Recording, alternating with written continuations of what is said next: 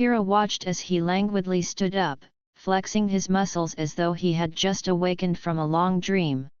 He stretched his arms over his head and cracked the bones in his neck before finally settling his gaze on her. She hardly recognized him, the boy she had fallen in with. Where minutes before there had been light and emotion in his eyes, there was only a black hole, a seemingly endless abyss. Kira had never seen him look at her that way, like less than food, like vermin, even since the first time they had "Aren't you going to run?" he asked with sinister humor coloring his words. The smirk on his face may as well have been a knife cutting through her heart. The darkness had always called him, but Kira had always thought that being with her would be enough to keep him from crossing over. She saw now that he had softened her to his nature, and for the first time she felt real fear when he looked at her. Kira stepped backwards on shaky feet, trying to digest the question. She didn't have an answer.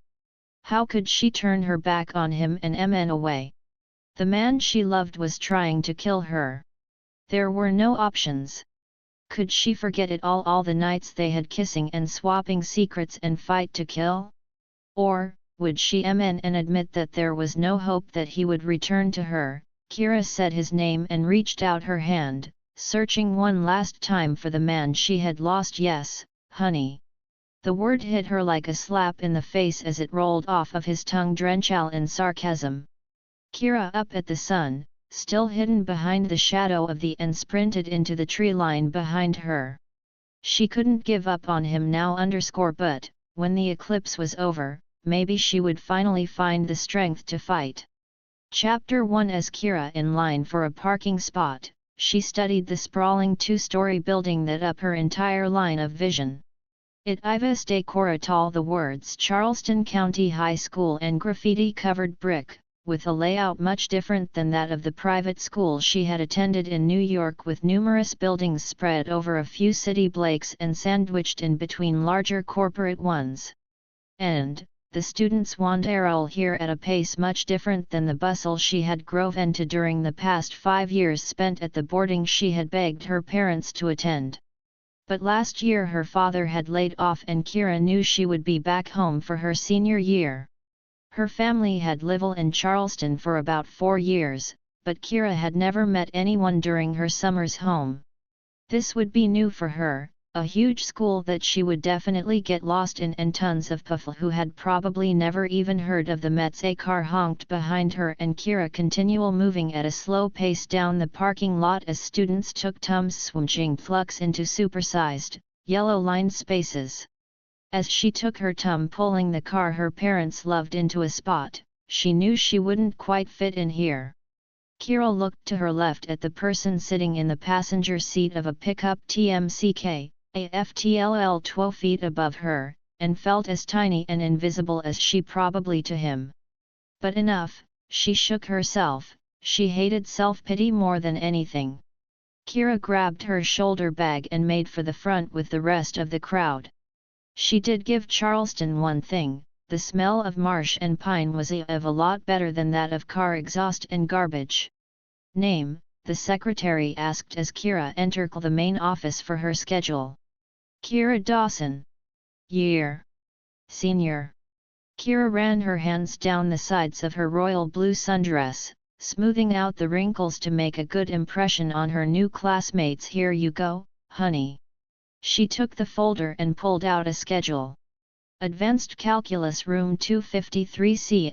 Kira walked out to the hallway and around for a sign, anything to point her in the right direction, but saw only bare brick walls. After a few minutes, someone finally took pity on her. Are you new? A handsome blonde guy with a lanky build stood behind her looking over her shoulder at the paper. Oh, 253C, not an easy walk from here. Come on, I next door to, she followed, having no real other choice. So you are new, right? Or have my great looks made you speechless? Damn, she hated being called out. Yet I'm new, and what good looks. You're so tall I can't even see your face. Touché. He studied her for a moment and Kira finally got a good look at his face, which she had to admit wasn't too shabby. He had wispy hair the color of summer corn, a slightly crooked nose spotted with light brown freckles, and a wide, friendly smile one of perfectly ivy-eyed teeth. There was something about his eyes, green with flecks of yellow, which she found familiar and almost comforting. "I'm Luke Bowery," he his hand, naturally tannical from a summer in the south, and she it. "Kira Dawson. Nice to meet you, and thanks for the help." "Not a problem. When I see a damsel in distress I just can't help but act the knight in shining armor." She laughed despite herself. Kira knew he was cocky, but she also instantly knew they could friends. "Here's your stop. Hope to see you later," he said and rushed into the classroom next door right as the bell rang. She hurried to do the same, and sat quickly in the first seat she could find. The math was easier than she was used to, as were chemistry, biology and Spanish. Her morning went smoothly as she followed people from classroom to classroom and eventually into the cafeteria big enough to hold all 1,500 students at the school. Kira had packed her lunch, so she made her way down the rows of tables, searching for an open seat in a friendly crowd, almost giving up until a huge hand landed on her knee saving again. She smiled to herself. It was Luke coming to the rescue once. "I wouldn't mind it." He nodded to the left and she followed him to one of the smaller tables where two boys and another girl sat. "Everyone, this is Kira. Kira, this is everyone." She noticed the girl roll her eyes. "Luke, truly amazing introduction," a slightly ghoul-looking boy with shaggy brown hair and black-rimmed glasses said, and extended his hand. "Hey Kira, I'm Miles, this is Emma and that's Dave." He pointed to the girl who had dyed blonde hair, more makeup on than Kira was capable of applying and was wearing Lily Pulitzer, and the boy who had one tanned arm around her chair back and was sporting a baseball cap for the Dallas Cowboys. "We all moved here last winter, but thanks to you we're no longer the new kids. Not much change here. I think 5 students in 1 year must be a record." "Wow, so everyone is pretty set in their ways then? Good thing I found you guys, or good thing I Luke lost enough that Luke felt some pity for me." Kira adjusted her curly red-hued hair, slightly nervous in front of this new crow.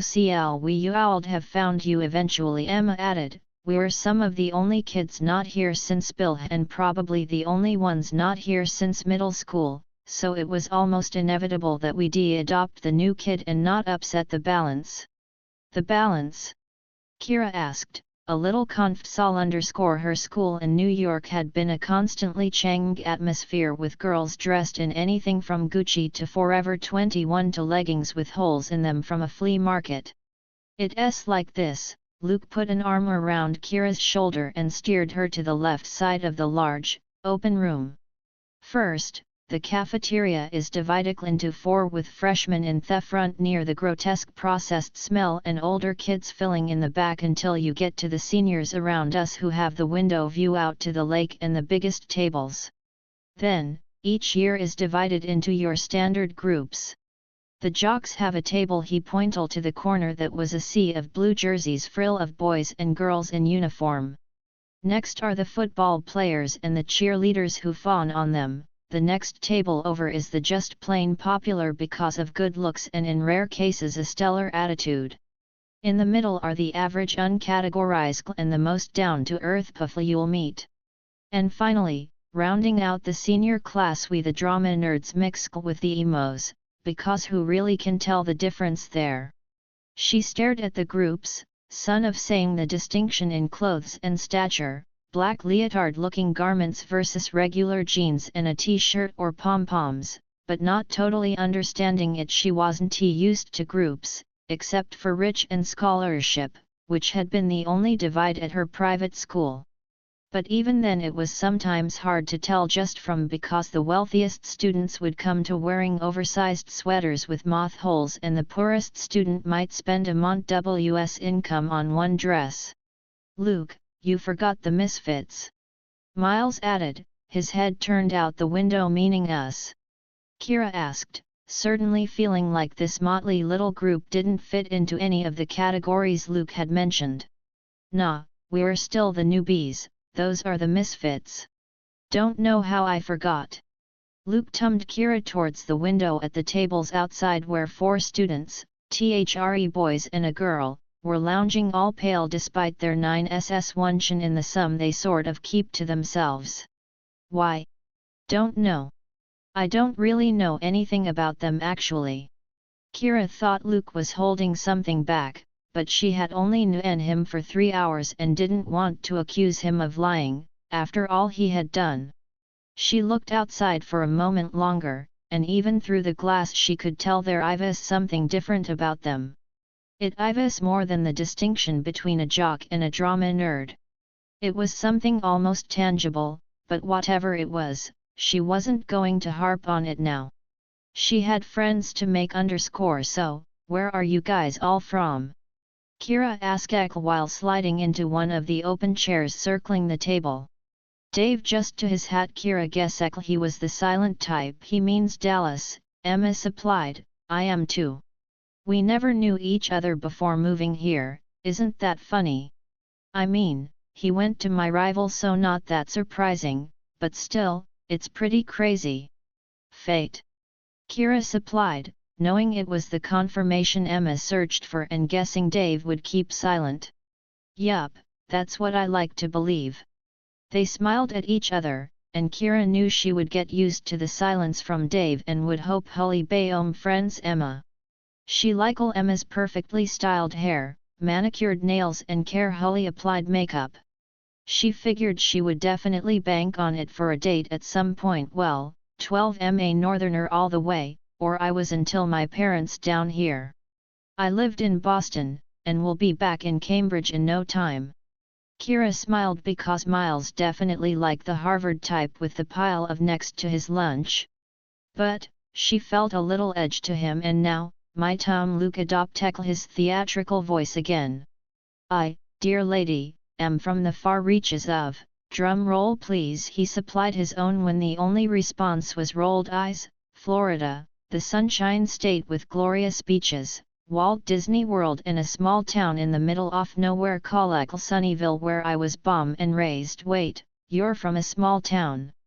I get that a lot, but why? I don't understand. I don't mean any offense, it's just that your personality is so, Kira her hands in a wide circle searching for the appropriate word. Charming. Luke supplied. I think she means big. Miles and Luke sat down with a nod of defeat, but Kira just assumed it was more playing around, so she quickly agreed with Miles and you know, I just your hair. Emma grabbed at Kira's curly mess. Do you nope, unfortunately it's just what I was born with. Kira self-consciously put a hand to her head. She had always felt weird about her hair. It was a curly mess of bright red and almost white blonde strands that mixed to create a sort of strawberry blonde with a punch. Well, I'm jealous. I wish I had such natural volume and guys go crazy for a redhead. Enough guys already go crazy for you. Dave finally spoke up, pulling Emma tighter into the crook of his arm. Ah, the jealous type, Kira thought. Luke took a strand of her hair and wrapped the natural curl around his pointer finger. He stared at it intently, almost as if he were in a trance, and Kira stared at him, stuck. Luke, creepy much? Emma Kimmel. I'm Luke. Dropple the curl immediately, and he and Kira both tummed towards ML%OA. Luke, Kira has your psycho eyes. Really? Look at me, mademoiselle asked with a curious expression. Whoa, was all he said. Ivy hen. They looked over at him. Let me see. Luke gently held Kira's chin so she looked into his eyes. She realized why they were comforting before. She had never seen anyone with eyes quite like hers. They were barely green on the outer rim of iris, but that hue was quickly overtaken by a yellow tint with red and orange that almost looked like fire. Most people were weirded out by it, but she liked that she wouldn't be alone in that, at least for a year. I didn't think they'd look the same, Luke said softly. Kira paused at the words Luke clearly had not meant to say out loud. Well, obviously you wouldn't think a complete stranger has the same eyes as you. What's up with you today, Luke? You're acting all mysterious. Kira silently thanked Emma for commenting. She was still trying to figure out what he was talking about. The lunch bell rang and they all stood up. Kira had English with Luke, so he grabbed her arm and stalled, pulling her through the all too confusing hallways she feared she would never figure out. After a few minutes, they arrived at the far side of the building and slid into their seats. More students began trickling in as the bell rang, but no teacher showed up. Mr. Bell is notorious for being late to class, Luke leaned over and whispered to Oh, really? How is he still? Lukey, the girl Luke had labeled as a misfit, plopped down on top of his desk. She had waist-length, stick-straight black hair and her eyes were impossibly blue, almost like ice. Hitting on the new girl already? Tisk tisk, you should let her get to know everyone before she's forced to settle on you. Diana, Luke said tersely. I thought you graduated. She laughed and her eyes flashed almost white as she stared at Luke. No, no. I'm quite content to stay in high school forever. And, I had to wait for my boys. At their mention, the three boys who had been with Diana outside now walked into the classroom. Instantly Kira felt on edge, like there was something else going on here that she was not privy to but I was somehow part of. The look on Luke's face was strained. There was something happening between him and the others that no one else in the classroom but her could feel. She heard laughter and saw students hugging friends they hadn't seen in a while, but in the back of there remained only the tension of a rubber band about to snap. Jerome, Tristan, John. Luke said each name with a stiff nod. They circled around him. Kira lost interest in the strained conversation and instead studied the newcomers. Jerome had black skin that miraculously seemed pale and the same steel blue eyes. He was built like a football player, like a running back who was speedy yet surprisingly strong. John had sandy blonde hair, close to his head, with a thin and streamlined build. Finally, she looked at the guy Luke had called Tristan. He seemed different to her somehow, with jet black hair that hung over his eyes a little, and barely visible dimples that played on his cheeks. His eyes were also an icy blue, but they seemed to her like steep ravines she could fall into. He stayed out of conversation, she noticed, as if lost in his own thoughts, ones that seemed more troublesome than the cutting remarks being doled out by his friends. He had a without a cause look that made him perilous for a girl's health. Suddenly, he turned to Kira and his eyes seemed to brighten a shade when they landed on hers. He stared, and Kira, who was never one to back down, returned his look with interest. Who are you? He, in a barely audible voice filled with surprise, one just loud enough to attract the attention of his friends and Luke. Kira melted at the sound. He was dangerous, she knew, but something about him made her feel safe and afraid at the same. Kira was all she could respond with. They both looked at each other, trying to unlock the other's secrets. His friends came to circle her now and she felt cornered. Fear sparked in her heart, like a quick flash of lightning. She didn't quite understand it, but she also couldn't shake. Well, what have we here?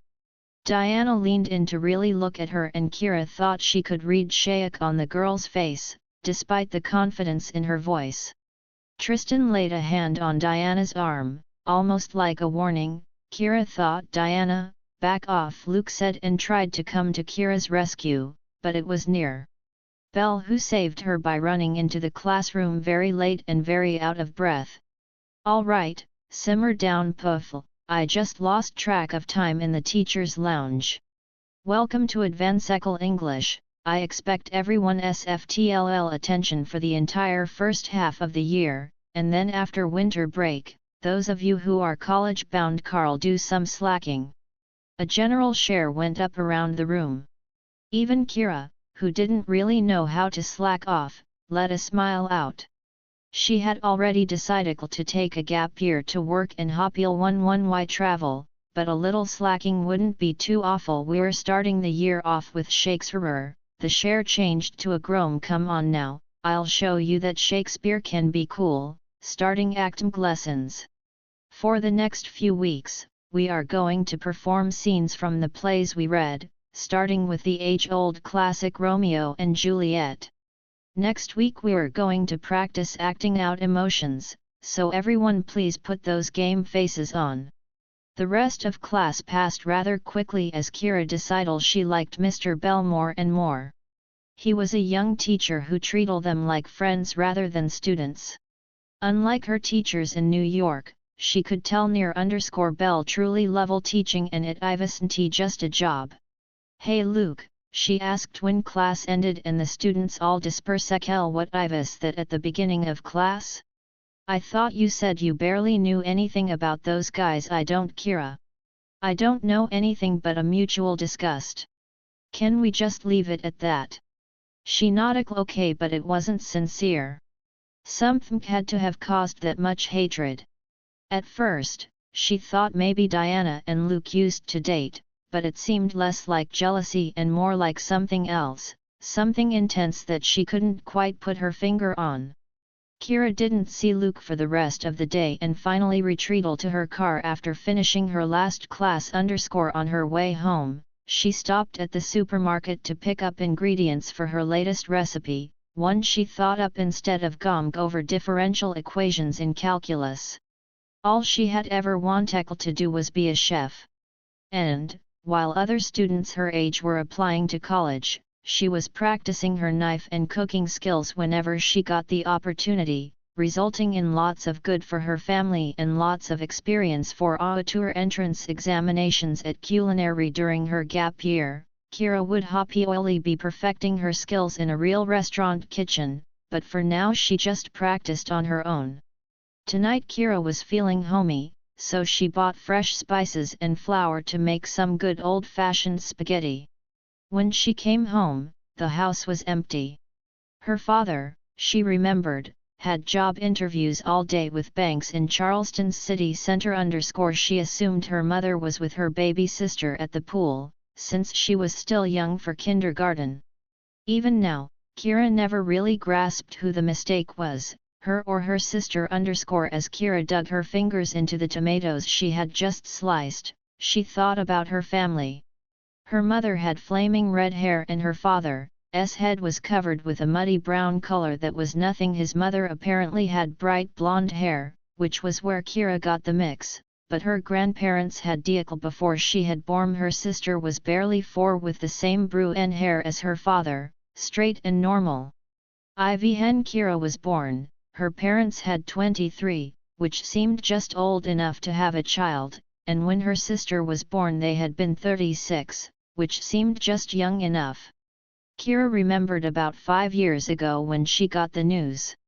She had just begun boarding school and was 13, a rather inopportune age to realize your parents were still sexually active enough to a child. Those scars were erased as soon as Kira held her little sister in her arms and into her bright greenies, ones that lacked the yellow center but were filled with warmth. Even now, she couldn't wait for her mother to come home so she could play with Chloe, who always liked helping her in the kitchen, as much as a 4-year-old could. With the sauce finished, Kira tumbled towards the pasta. She stirred the batter while reliving her first day. One of the amazing things about cooking was the therapy it provided. She could think about Luke, who at first glance she had figured to be the overly cocky yet lovable boy, but there was something else there. When he ate her, it was almost like he saw something she didn't understand and maybe didn't want to know. In a way she was reminded of CYZ, her ex-boyfriend in New York. They had only for a few months, it wasn't love or anything, just fun for both of them. He had the same look as Luke, with bright blonde hair that resolutely sun-bleached. He had been overprotective of her, something that got old quickly. When she turned 16, he appeared out of nowhere and took over her life. But while the constant calling to check in was cute at first, Kira had grown more and more frustrated. Moving home was the perfect excuse to dump him. She thought Luke was more laid back, that she would like him as a best friend maybe, but there were traces of protection in his wannabe knight manner. Maybe she could even date him. Kira considered it, pondered the idea of a crush, but her mind slowly wandered from his familiar eyes to the icy blue ones belonging to Tristan. Her hands stopped mixing at the thought of him. He was much of a distraction, even for cooking. His brooding eyes seemed to hold pain and love, his dimples added a cute boyish factor, and his hair hung just low enough to make her want to run a hand through it. She could tell by looking at him that he had put up barriers and was full of secrets, ones that she would just love to unmask. He was the kind of boy you wanted to comfort and to kiss, the kind you knew would break your heart yet hoped against all odds wouldn't. The bad boy with a soft heart, the sort of trap a girl knowingly jumped into. Stop it, she told herself and began kneading the dough to get out her frustration. They had barely said 2 words to each other, not nearly enough to begin crushing, especially when all she knew about him was that the one person she hoped to call a friend hated him. Kira, Kira. She was shocked out of her thoughts by the 4-year-old now attached to her leg. Kira looked at the dough. She had kneaded it far more than enough to let her sister play with the now soft putty. Want to help me make dinner? She lifted Chloe onto the marble countertop next to the sink. Her mother came in and kissed her on the cheek. How was your first day? Oh, fine. She saw her mother sink a little. She wanted more details. Any friends yet? Any guys? Now that you're home, I'd hope to get some more information out of you. Well, there was this one guy. Kira began telling her mom about Luke and how he had her. She could tell her mother was enjoying the teenage gossip she had missed out on while Kira had been up north, but she couldn't bring herself to speak Tristan for now. He would be her secret, the first real one she had kept from her mother.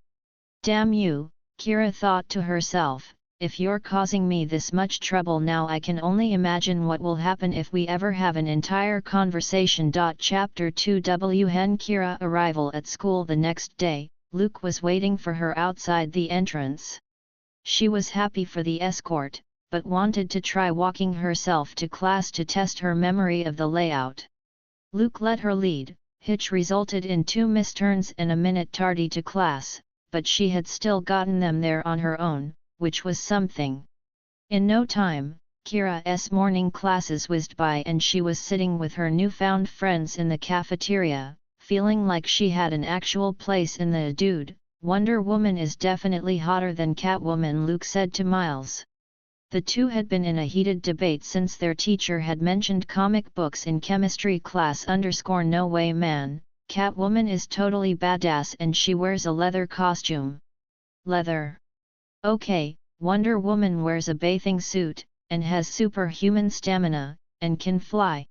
Luke's mouth hung open in that they were even still talking about the Catwoman has a whip. Wonder Woman has an invisible flying plane.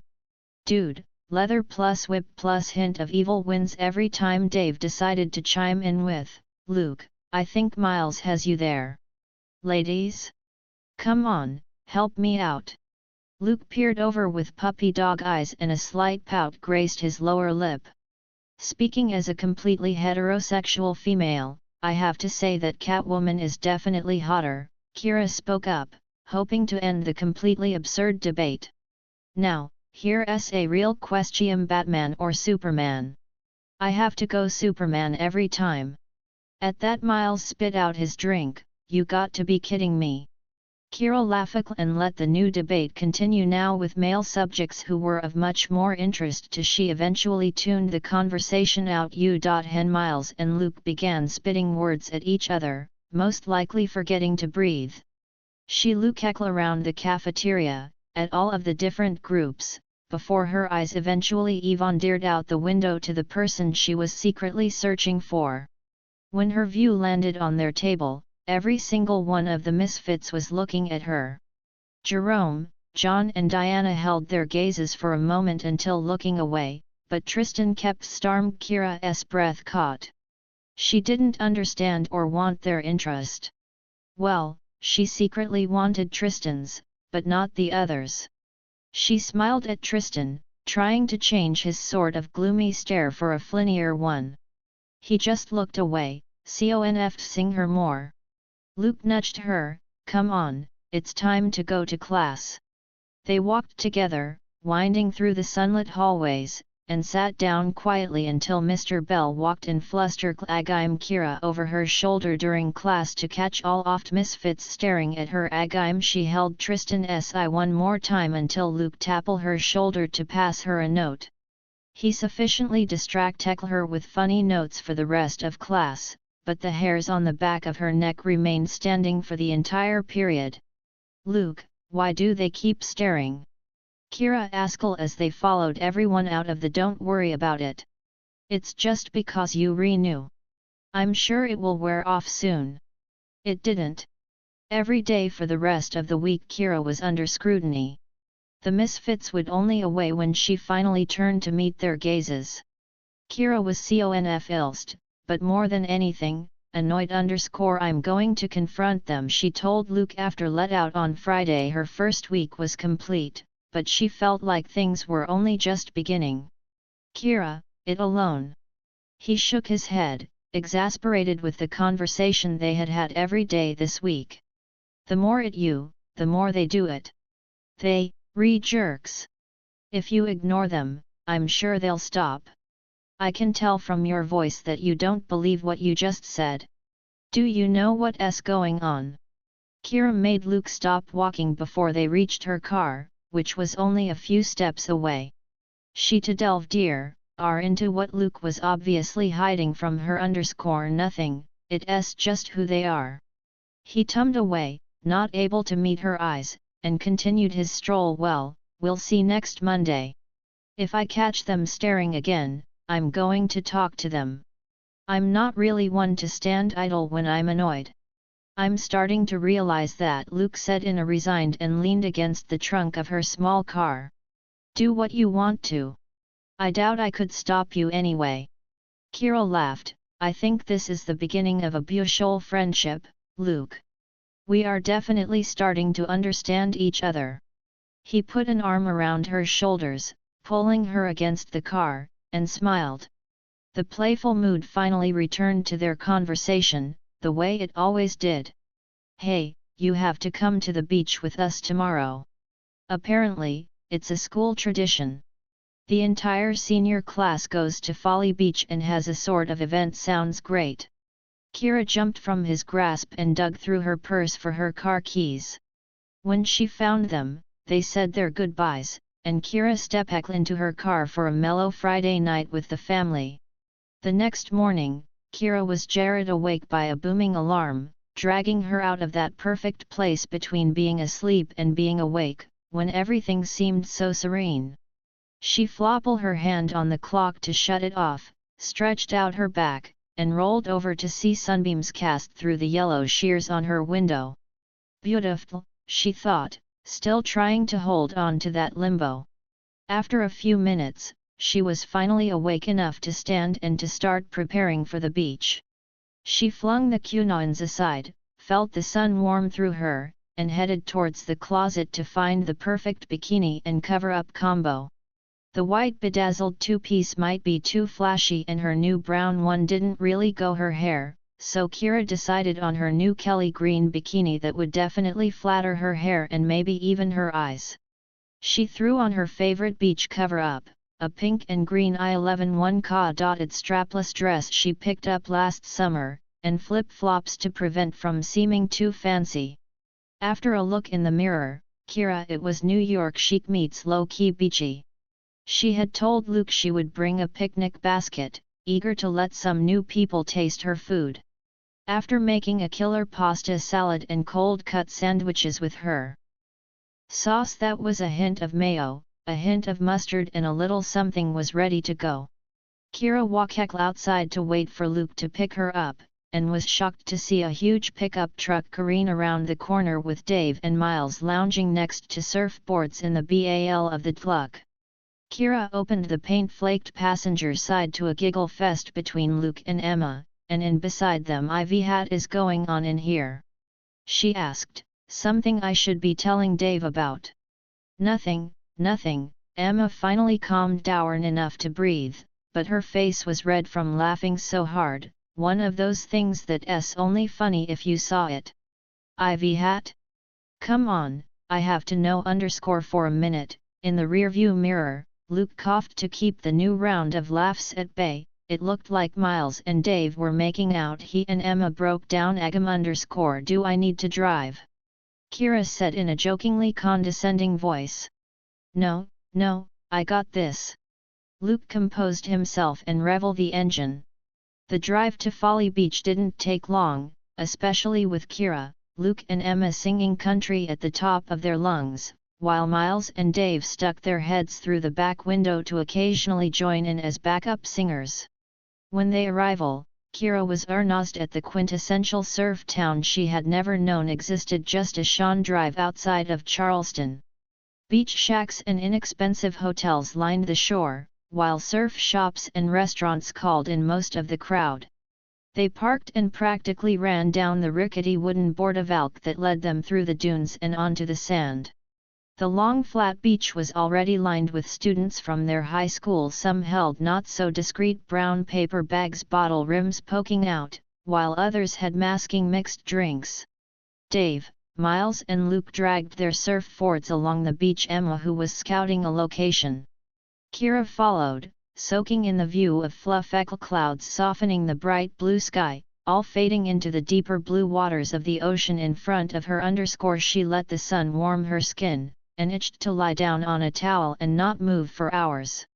A little in the distance, jetting past breaking waves into the deep ocean, she saw the famous Folly Beach Pier. Kira, come on! Emma waved her over to the small square of sand the group had claimed. She quickly moved through the maze of towels to meet her friends. Sorry, she said while sitting down on the towel they had laid out for her. Who wants food? Me. Her friends chorused in unison. Kira opened up the picnic basket she had packed and handed out the sandalvishes. After leaning her elbows back on the squishy sand to look at the view, she sighed, man, this is the life. I'll second that. This sandwich is incredible. What did you put in this? Drugs? I can't stop eating, Luke marveled, and Miles with a grunt, since his mouth was completely L11. I was talking about the view and the weather, not the stupid. The sun feels so great, especially after the first week of school. The tension is literally melting from my body. Kira laid back down on her towel to soak it all in. The sun had always been her favorite thing. Feeling the heat and warmth it radiated always gave her a sense of inner peace.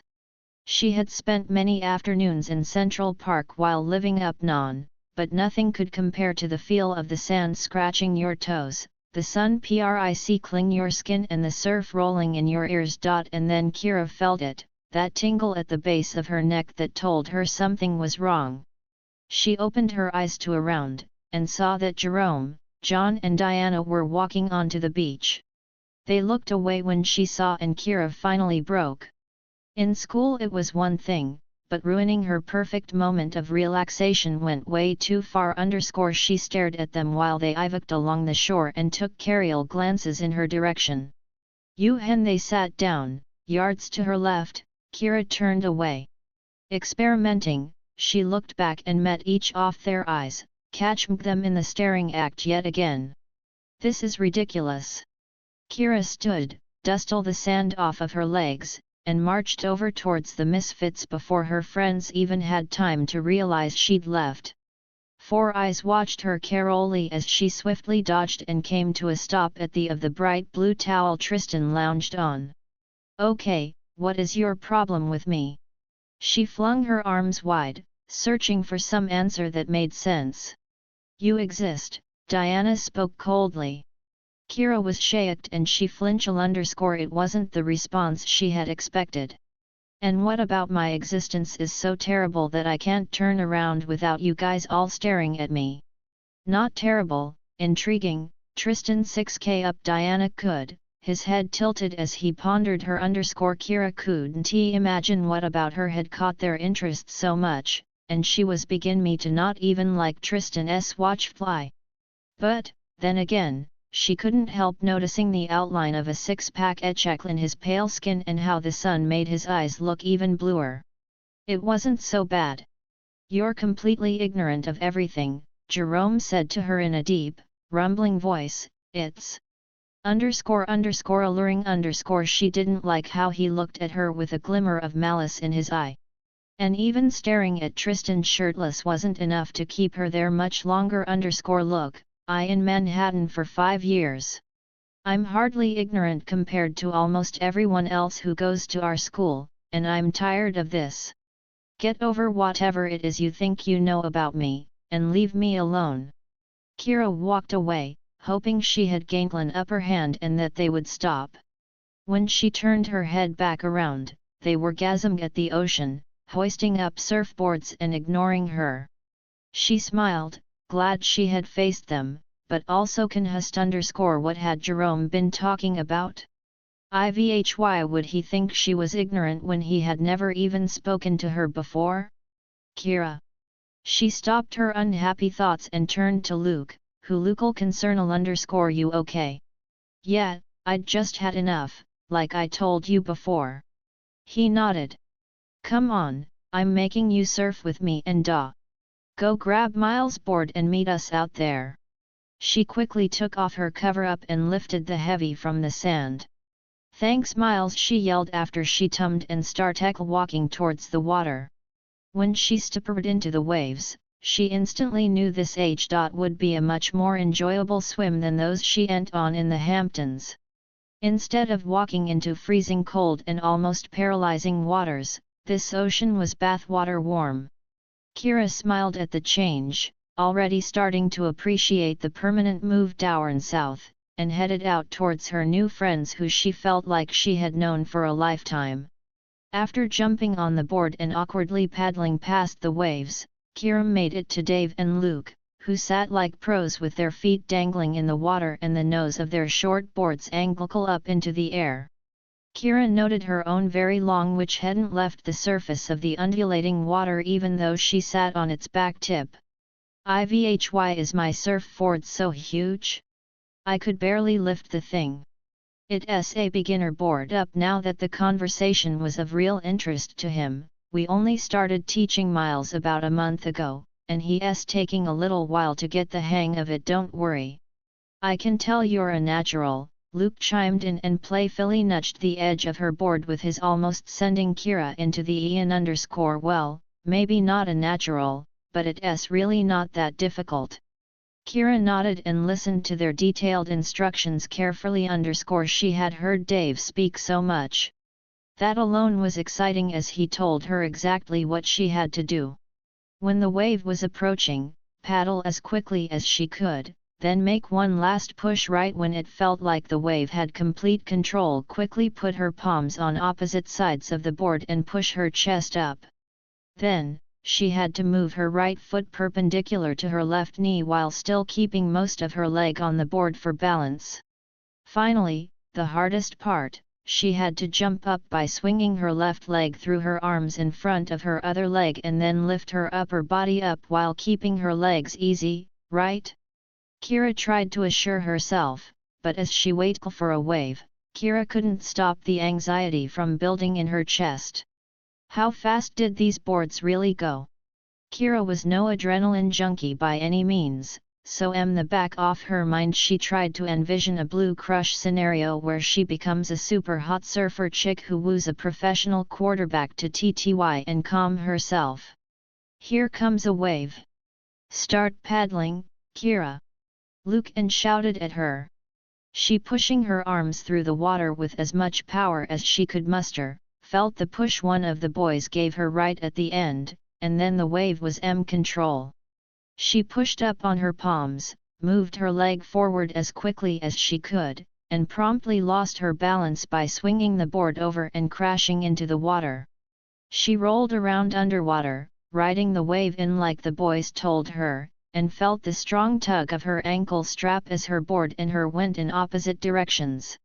Finally, the spiel slowed and she was able to break through to the surface of the water to swim over to her. Kira flopped her arms over the board, rested her head for a few moments and then looked up to search for Dave and Luke. She to them, gave a thumbs up, then journeyed back on her board to paddle back out. I'm going to do this, she told them resolutely as she spun her board around back towards the shore. She tumbled for a second to watch Tristan, who had just stood up on the wave. He like such a natural. She watched as he took steps along his board to control and did a few tricks despite the smaller nature of the waves. She was totally captivated by it. Kira, here comes a set. Dave brought her back around and she started paddling again. This time, Kira did it by herself without a push from Luke, and got caught in the movement of the wave. After a few seconds, she toppled over, but this time it was when she tried to fling her foot to the front to stand. She paddled out after escaping the chumming waters, already feeling the exhaustion in her arms, but not ready to give up yet. After about 10 more tries ending in belly flops, Kira had about reached that point where she was ready to give up. I cannot do this, she told the boys after lying back on the board and resting her body. It is physically impossible for me to stand up on this board. She crossed her arms, trying to maintain her balance while also looking. It was a difficult task. Come on, Luke prodded her his finger. Wakey wakey no, she put on a 5-year-old voice. One more try, I have a really good feeling about this one. Oh, fine, she sat up and let him spin her board around. Kira looked back at Tristan, hoping to spot him in action, and instead met his eyes, which had seemed to the color of the sky. He lifted the corner of his mouth in a half-smile, which she first thought was meant for her, until he turned to watch Jerome, who had stood up on his board to do a pretty good impression of her last fall, which was a total body flip off her board as she had attempted to lift her hands and stank spurned into anger. Kira decided to act. She had always thought that nothing was as good a motivator as being mad and shoving Somama's joke back in their face. Luke, I am so ready for this. Don't push me into the wave. I just got that feeling where I know I aren't going to kick some ass. He took his hand off her board to let her try by herself. Kira saw the set approaching and, like Luke had said, let the first and usually smallest wave go by. She started paddling for the second one and felt the acceleration when the wave latched onto her. Quickly, Kira lifted her upper body, smoothed her foot along the board until it came perpendicular to her knee, flung her left leg to the front of the board and as quickly as she could. She waited to lose her footing, to slip off of the edge, but that moment never came. She paid close attention, never letting the board wobble too much and trying to hold her 0-1 VN against the water rushing her towards the shore. This is exhilarating, Kira thought. The excitement mounted in her with every moment that she didn't fall and with every increase in her speed. When she finally felt herself slow down and saw the sandy beach through the iviter, Kira threw her hands up in the air, leaped off her board, and jumped up and TL, splashing iviter everywhere. Luke and Dave roll out in on the third wave, only seconds behind her. Luke picked her up and spun her around while slammed her hand in a high five. She looked over at Tristan again and caught the grin curving his lips. He had been rooting for her all along. She musical, that was awesome, Kira said with a beaming smile. It really was. Now let us grab some food. Luke turned towards the towels with a hopeful look that silently prayed Emma and Miles hadn't emptied out the IV hat. Food? I just got the hang of this. The boys looked at her with sad baby faces. Okay, you guys go eat, I'm going to TTY for a few more waves. You sure? Dave asked, and Kira could tell he had finally warmed up to her. A day in the water could do wonders. Go, go. I'll be in soon. She shooed them along and then threw herself back on her board to paddle out past the breaking waves. As she caught the next wave, Kira knew she had the technique she in perfectly and paddled out for more. After a few tums on the small waves, she to try for something bigger. Tristan sat alone in the water, closer to the pier where the waves were breaking earlier and getting larger. Some part of Kira wanted to prove to him that he was wrong, wrong in judging her based on stolen glances and wrong in making fun of her. Kira could feel his eyes on her as she closer, and maybe she was being self-assured or was too pressed by the anger he had sparked in her, but Kira knew she had to show him something about her that he hadn't already assumed. Kira never met his stare. She didn't even him to know how much his presence affected her, and so she instead looked out at the horizon for the next set. Kira saw the curl, saw it break early against the pier and paddled with all the strength she had left. When the wave got closer, she knew it was too big for her to handle and almost wanted to back out, but Tristan was still watching her. The wave picked her up and pushed her faster than she had ever gone before. When she tried to stand, her board nosedived with the speed and Kira fell headfirst over her board and into the water. She flipped underwater a few times, felt the strain of her board pulling her forward until she finally broke to the surface for air. After a gulp, the next wave crashed and she was thrown under. She caught her breath for a moment of relief before the third wave in the set smacked her and she had nothing left to fight. The wave pushed her under and her board smacked her forward. She felt a moment of pain and then nothing. She was sinking. Her board tugged her, pulling her underwater. And then Kira fell into darkness. "Kira, come on," she heard the command in his deep voice, but couldn't respond. "Kira, wake up!" A hand her in the face, once, twice, a third time, and then her eyes shot open and she tried to breathe, but her throat was stuck. Someone flipped her to her side as she began coughing, and finally she spit up what seemed like a gallon of water. Kira laid down again and closed her eyes, wanting to sleep. "Kira!" She felt one more smack on her face. "You have to stay awake." She opened her eyes and saw the blurry outline of a boy with dark hair and pale skin. "Tristan." "Hello," she saw the corner of his mouth upwards despite her uneasy vision. "Ivy had happened. You were being stupid." She to remember the whipped, and then her anger brimmed back to the surface. "Only because you were being an ass," she grumbled, and he laughed. "Come on, you to sit up." Tristan curved an arm around her back to help lift her up. She noticed, at that moment, that they both wore only bathing suits and she was basically sitting on his lap. Kira tried to discreetly look at his chest, which was quite chiseled, and then she noticed the nice bulge of a bicep in his arm. Kira let her eyes wander a few moments longer until Tristan picked her up far enough for the pain in her head to finally hit. She groaned, put a hand to her head and curled into his body a little more. "Yeah, your board got you pretty bad." "I know." Kira was starting to get annoyed by his habit of stating the obvious. She pulled her hand back for a moment. "Crap, I'm bleakling." He stared at her hand, which was covered in running red liquid, until she put it back to her head. Kira noticed he was staring again, but this time at her wound. She felt him lean in closer, inspecting it. She hoped. After a minute, she couldn't take it. "Tristan, tell it to me straight. How bad is it?" She felt him jerk as if she had interrupted him mid-thought. "Oh. It's nothing. You'll fine. Might need a few stitches." He sat her up on her own and moved back. "Thanks for helping me, I mean." She at Tristan, saw a few different emotions pass over his face until he finally settled on the half-smile she had started to like. Tristan grabbed a shirt from the unguardable towel next to him, looked at Kira, and shrugged. He put it to her head, told her to hold it there, and helped her stand up. Get away from her. Luke's voice boomed from behind her. He came barging in and pushed Kira to the side. "Chill out, Luke. I didn't do anything. I don't care. Leave."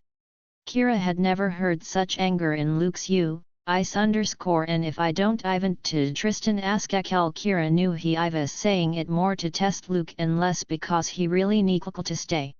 Then Luke paused, clenched his fists around, and punched Tristan in the face. For a moment Kira thought she saw a flashing light, but she quickly realized it must have been the sun, which had previously been silhouetted behind the two boys. Tristan fell over and rolled once on the ground. "Luke! Stop it! He just saved my life! Come on, Kira!" Luke tugged her hand. She glanced back at Tristan, who just nodded to her, and followed Luke. "We have to take you to the hospital." She didn't mention the punch, wanting to wait for a good time. Instead she went with her friends back to the car, listened to them talk about trivial things to distract her, allowed Luke to carry her into the hospital, and to process the thoughts churning in her head. Chapter 3. During the car flight home from the hospital, Kira trickled to drone out the lecture her parents were offering from the front seat. "Surfing is dangerous, blah blah blah." She put her hand to her scalp and felt the 5 stitches that had been sewn there to hold her skin together. She was just relieved it had been the back of her head. Losing a little hair was nothing compared to having a scar on her face. Kira noticed her little sister was starting to nod off and pulled her head over so it rested on Kira's lap. She ran her hand through her sister's silky soft hair, looked outside at the moss-covered trees passing by, and did her to her mother at the necessary moments, so she would think Kira was listening.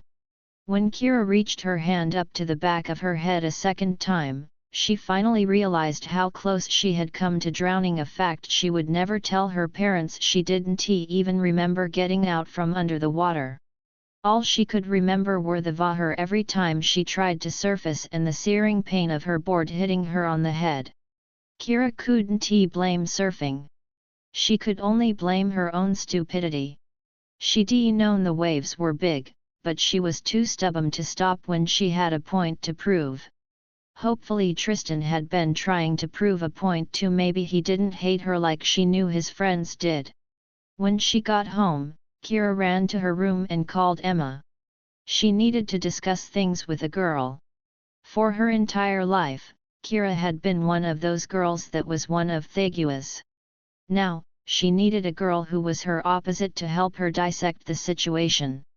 After half an hour, headlights pierced through the window and Kira went downstairs to get the omega. Was the first thing Emma said. "We so much to discuss. Let's grab some comfort food. Do you have potato chips? I can't resist." Kira grabbed some cookies and chips from the kitchen, and led Emma outside to the back porch. She sat on the hammock while Emma curled up on the chair. "You know, Kira, it's a little spooky out here. You live kind of far into the woods." Emma hugged her legs a little tighter and searched the surrounding for anything. "TMST me, I know, but you get used to it." Kira let Emma get the search out of her system, and lay down, past the edge of the porch to search for stars. "So who first? Luke or Tristan? Don't tell me you call me over here just to gaze mysteriously at the sky." Kira sighed. "I know." Kira chewed her lip for a moment, thinking. "You choose. I'm just as by both of them." "Well then, I've been dying to tell you what a freaking god Tristan looked like when he tied you out of the Ivatar you, of course, were dangling there like a dead fish, but let me tell you." Emma shook her head as if there were no words and fanned herself. "Wait, he carried me out."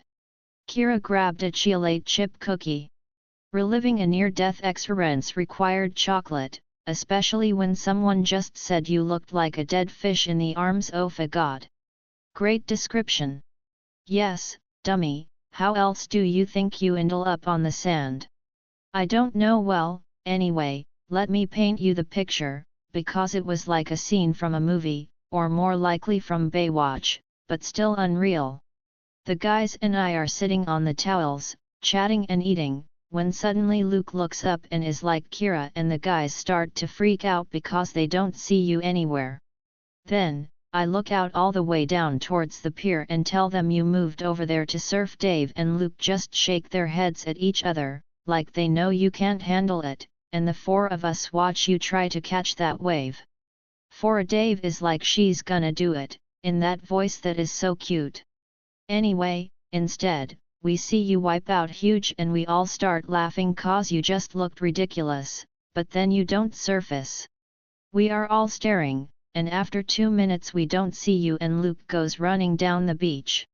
Then, out of nowhere, Tristan emerges from a wave holding you in his arms. His body is dripping water, making the sun bounce off of him, and his arm muscles are bulging.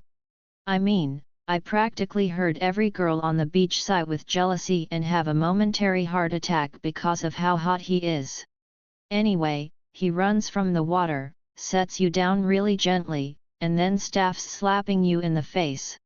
I didn't get it, but we all saw you wake up while we were running over and were so happy, until we saw Luke punch Tristan in the face. At the mention, Kira groaned. Why did he do that? She asked while grabbing another cookie.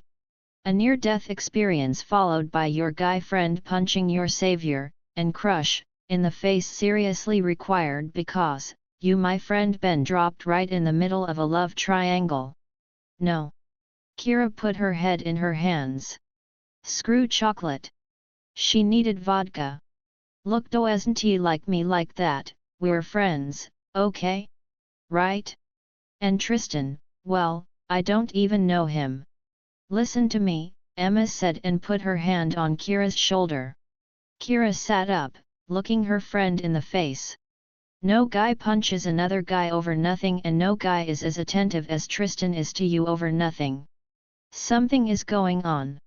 That was right, Kira thought, but it wouldn't be so simple as a love triangle. Something else was at play here. That much she knew. I know you don't want to hear it, but I've never seen Luke watch someone like he watches you, like he's always looking to protect you. Maybe you should talk to him. You're right, Kira replied, wanting to leave it at that and not let Emma know she thought something else was going on. Luke wouldn't tell her anything, which was why Kira had invited Emma over to dig up din that Luke would never tell her. She couldn't resist asking Emma, the boygamuse, about Tristan. So, do you think he actually likes me? I knew it, you are definitely crushing on Tristan, and, well, who can blame you? Her eyes started to glaze over. Emma. Right, sorry. I love Dave, but a bad boy is always dreamy. Kira sighed to herself. Just what she didn't want to hear. And you think Tristan is a bad boy? Kira, please, let's not state the obvious. The real question is, would he change for you? Kira Pazekel no. She tried to convince herself and Emma that she wouldn't be the one to try to change him. It never worked out, she knew, but in the back of her mind Kira could hear a small part of her say yes. I don't know, not yet. But I will, I promise, Ewan, if it takes all the null CLGE of boys I possess and a little more snooping. Kira laughed, happy she and Emma had this new stage of their friendship. It would be great to have a girlfriend who she could gossip with, and who could help her figure out her disheveled love life, something she had never been able to master. Have Tristan and Luke always hated each other? Emma nodded her head, Ivy Hile munching on a chip. Do you know why? Emma shrugged. I'd say it was an instantaneous thing. Miles was the first one of us to arrive. Then I showed up a day after him, and the next week Dave showed up, Luke right behind him. None of us really knew each other at that point, but I still, when Luke walked into the lunchroom, we figured we would round him up, but when he walked down the cafeteria aisle, I remember he paused and right out the window towards the misfits.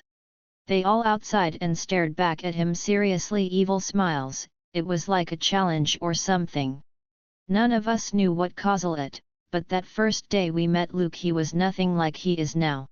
He was angry the whole day and barely spoke to any of us. In fact, the next day we were all questioning if we wanted to let him into the group, but he came back on his second day as the charming person we know and love. Still though, he changes around them. Oh, and there was Bethany. Emma paused to grab another chip. She chewed on it slowly, her eyes lost focus on the forest around them, and Kira wanted to wring her friend's neck in anticipation. This was it. This could be the explanation she had been looking for. Bethany. Kira prompted. I'm trying to remember all the details. Bethany was the first girl Luke dated. Here at least they met his second week of and he was head over heels for her. After a month, we all knew he was in love, but none of us were as sure about her feelings. She was the kind of girl who tricks a guy into falling for her, but keeps a wandering eye. Emma rolled her own eyes to show her disgust.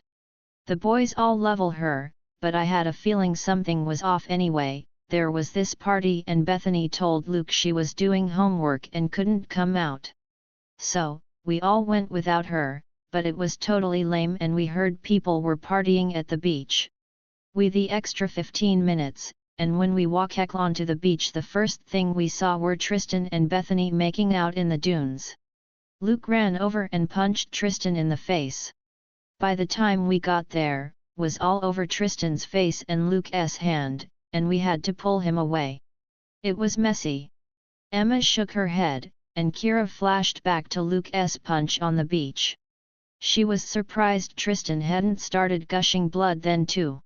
Yeah, wow, I didn't expect that. So I'll be the worst person ever if I to date Tristan knowing Luke hates him and maybe likes me. 50-50 on that, but you have to do what you want. Emma looked at Kira with wide eyes, showing her that she meant those words. Kira curled back up in the hammock and listened to the breeze as it ran through the trees. That was the clue she had been waiting for, but she wasn't so happy now that she had it. Even if Luke and Tristan had hated each other from the start, Bethany had been the catalyst, and maybe she was drudging up old mounds. Kira needed to talk to Luke about this. Thanks for coming over, Emma, Kira told her friend at the an hour later. Their conversation had moved past Tristan and Luke into gossip. But, it became so late that Kira's pain meds had worn off and she knew she needed to sleep on everything. You know I'm here when you need me. They hugged and Kira watched her friend leave before shutting the and heading upstairs. Instead of lying awake for hours, as she had expected, sleep came almost instantly and thankfully dreamlessly.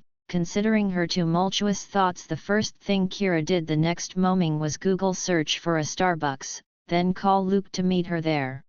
In New York, coffee shops had her favorite place to meet with friends, and she needed a comfortable spot to this conversation with Luke. The smell of coffee brewing and the artsy laid-back feel that most coffee shops had. Everyone was in his or her own world, typing away at a computer or talking about the previous day's events, but it was like a secret community. Kira's drive over was solemn, but when she arrived at Starbucks and sat down with a latte, she already felt more relaxed. The indie music of an up-and-coming artist was playing in the background, and she sank into her big leather seat to wait. Luke walked in about 10 minutes later, and she waved him over. When he sat down, Kira didn't really know where to start, so she waited for him to say something. So, how's my hospital patient? She smiled. Luke always did make her laugh. Fine, thanks. And, even though my mom thinks I'm crazy, I can't wait to try surfing agam such a badass, he smiled at her. She relaxed finally and tried to face what she came to say. Luke, believe it or not, I didn't just ask you for coffee to swap jokes, I actually need to talk to you about something. He nodded, prodding her on. She wasn't sure how to tell him gently, so she figured it was like ripping off a band-aid. Luke. __ I know about Bethany. Dramatic much, Kira? It's not like she knew him well enough to know he was trying to brush it off, but couldn't quite. Emma came over last night and told me the whole story, and I know that's why you hate Tristan. Kira, that's not even half of why I hate Tristan. Can't we just drop it? Why won't you talk to me? I feel like I just got plopped down into the middle of television show _ I know all the characters, but none of the plot. Kira set her coffee cup down. Whenever she was angry, her hands had this bad habit of moving of their own accord, usually in wide sweeping circles that you'll definitely spill her warm, sugary latte everywhere. I can't tell you. Trust me, I would, because I know it would keep you away from Tristan, but I can't. Luke leaned closer to her, his eyes crinkled at the edges as he pleaded with her to understand him and stop the argument. Why not? Kira was angry now. She had known he was keeping things from her the moment they had met, but she couldn't guess what it was, or could even. I just can't, okay? Drop it, seriously. There was an awkward pause. Kira wouldn't speak until he gave something up, and he wouldn't give any information away. Luke fell back against his chair. So, surfing. Oh, don't change the topic, Kira snippered to shut him up. There's something else I want to talk about too, as long as we at a stalemate with the other topic. __. We are. He nodded his head to enforce the finality. Fine, then I need to ask you something. Kira picked her mug back up to ponder on her ride over to the coffee shop. She debated talking to him about this in case it hurt his ego. But, now that she was angry with him for holding so much back and keeping so many secrets from her, Kira had no such reservations. Luke, do you like me? Sure, what's not to like? Kira stared at him, waiting. Typical of a man to totally misread the question entirely, she thought. Oh. __, I mean, you're great and all, but I really thought we'd just be friends, you know. Kira smiled, totally relieved. Thank God. Me too.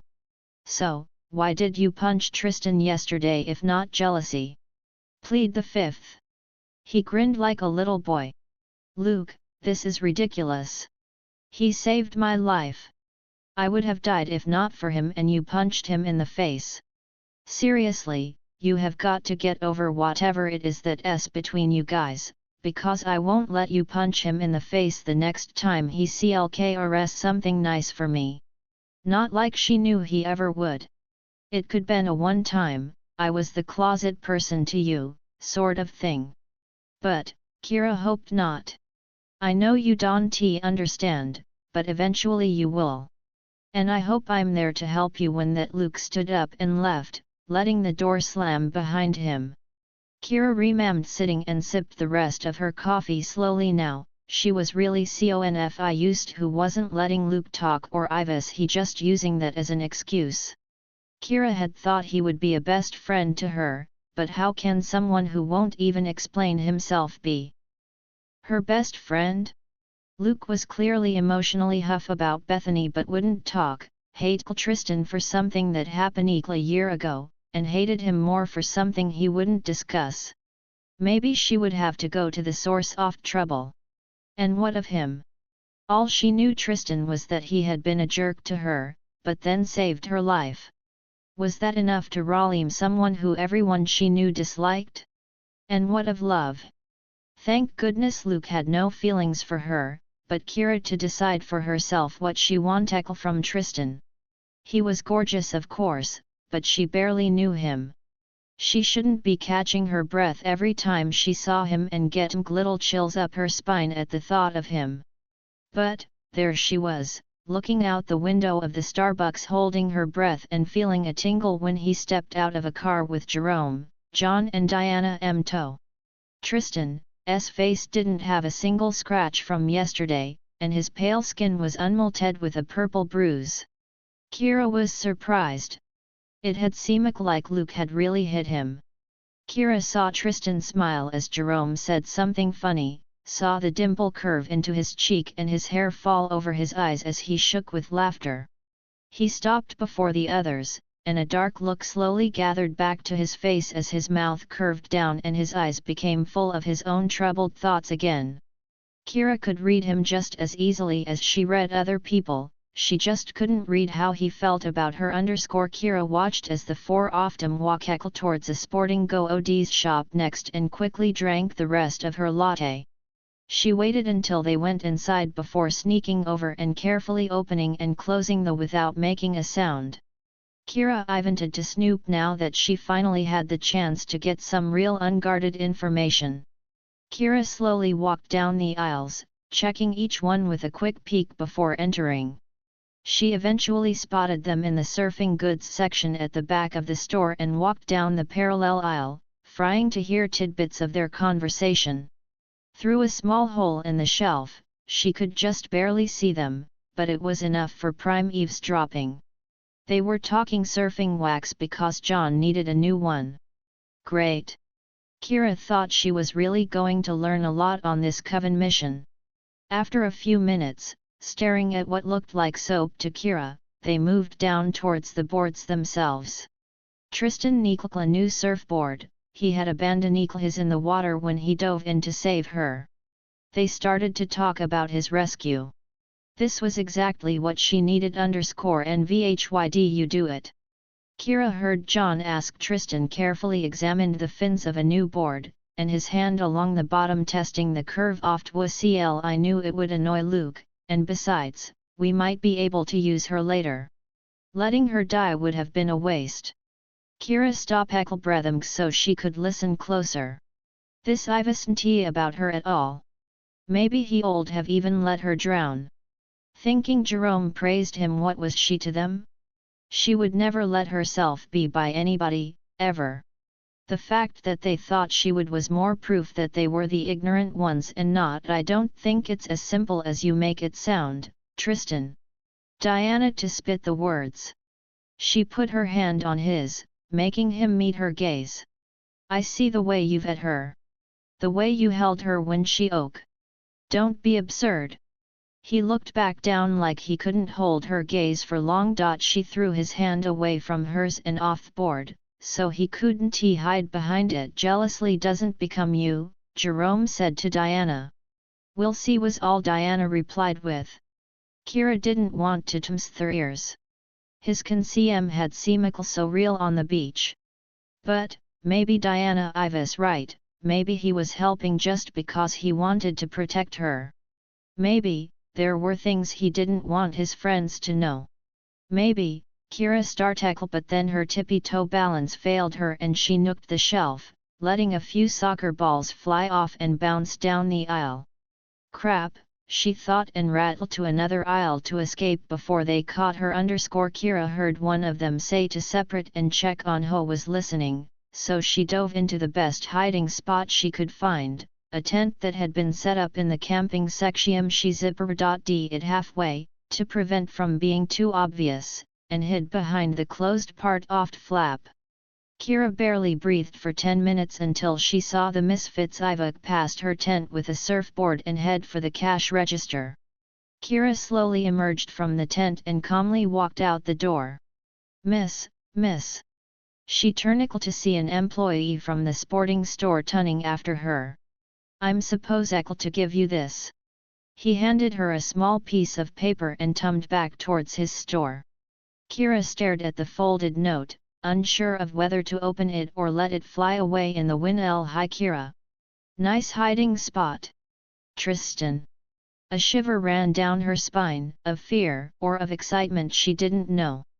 But, she did know one thing, he didn't rat her out to his friends or they would have confronted her. So Tristan was keeping secrets, Kira thought. The question was really how many and from whom? Chapter 4. For the next 3 weeks, Kira ignored Tristan. At school, she built her friendships with Luke, Miles, and Emma. At home, she played her sister and practiced for culinary. She was determined to not think of him and the drama he would bring into her life. Instead, Kira focused on all oft people and things she did have, and let that little part in the back of her head that longed for him get quieter and quieter. But, she couldn't completely erase the nagging wish that he would be the one to break the silence and approach her. On the first Saturday of Kira decided it was finally time to start working on her term paper about Charleston's role in the War of Non-Hern Aggression, more commonly referred to by the rest of the world as the American Civil War. Her history teacher had assigned the entire class a research paper due before Christmas about Charleston's local history and involvement in the war. The open-ended question was to be interpreted in any form she wanted, and Kira thought it was more than annoying that most OFF students had a lifetime of knowledge about the city compared to her meager month and summers spent mostly at the beach.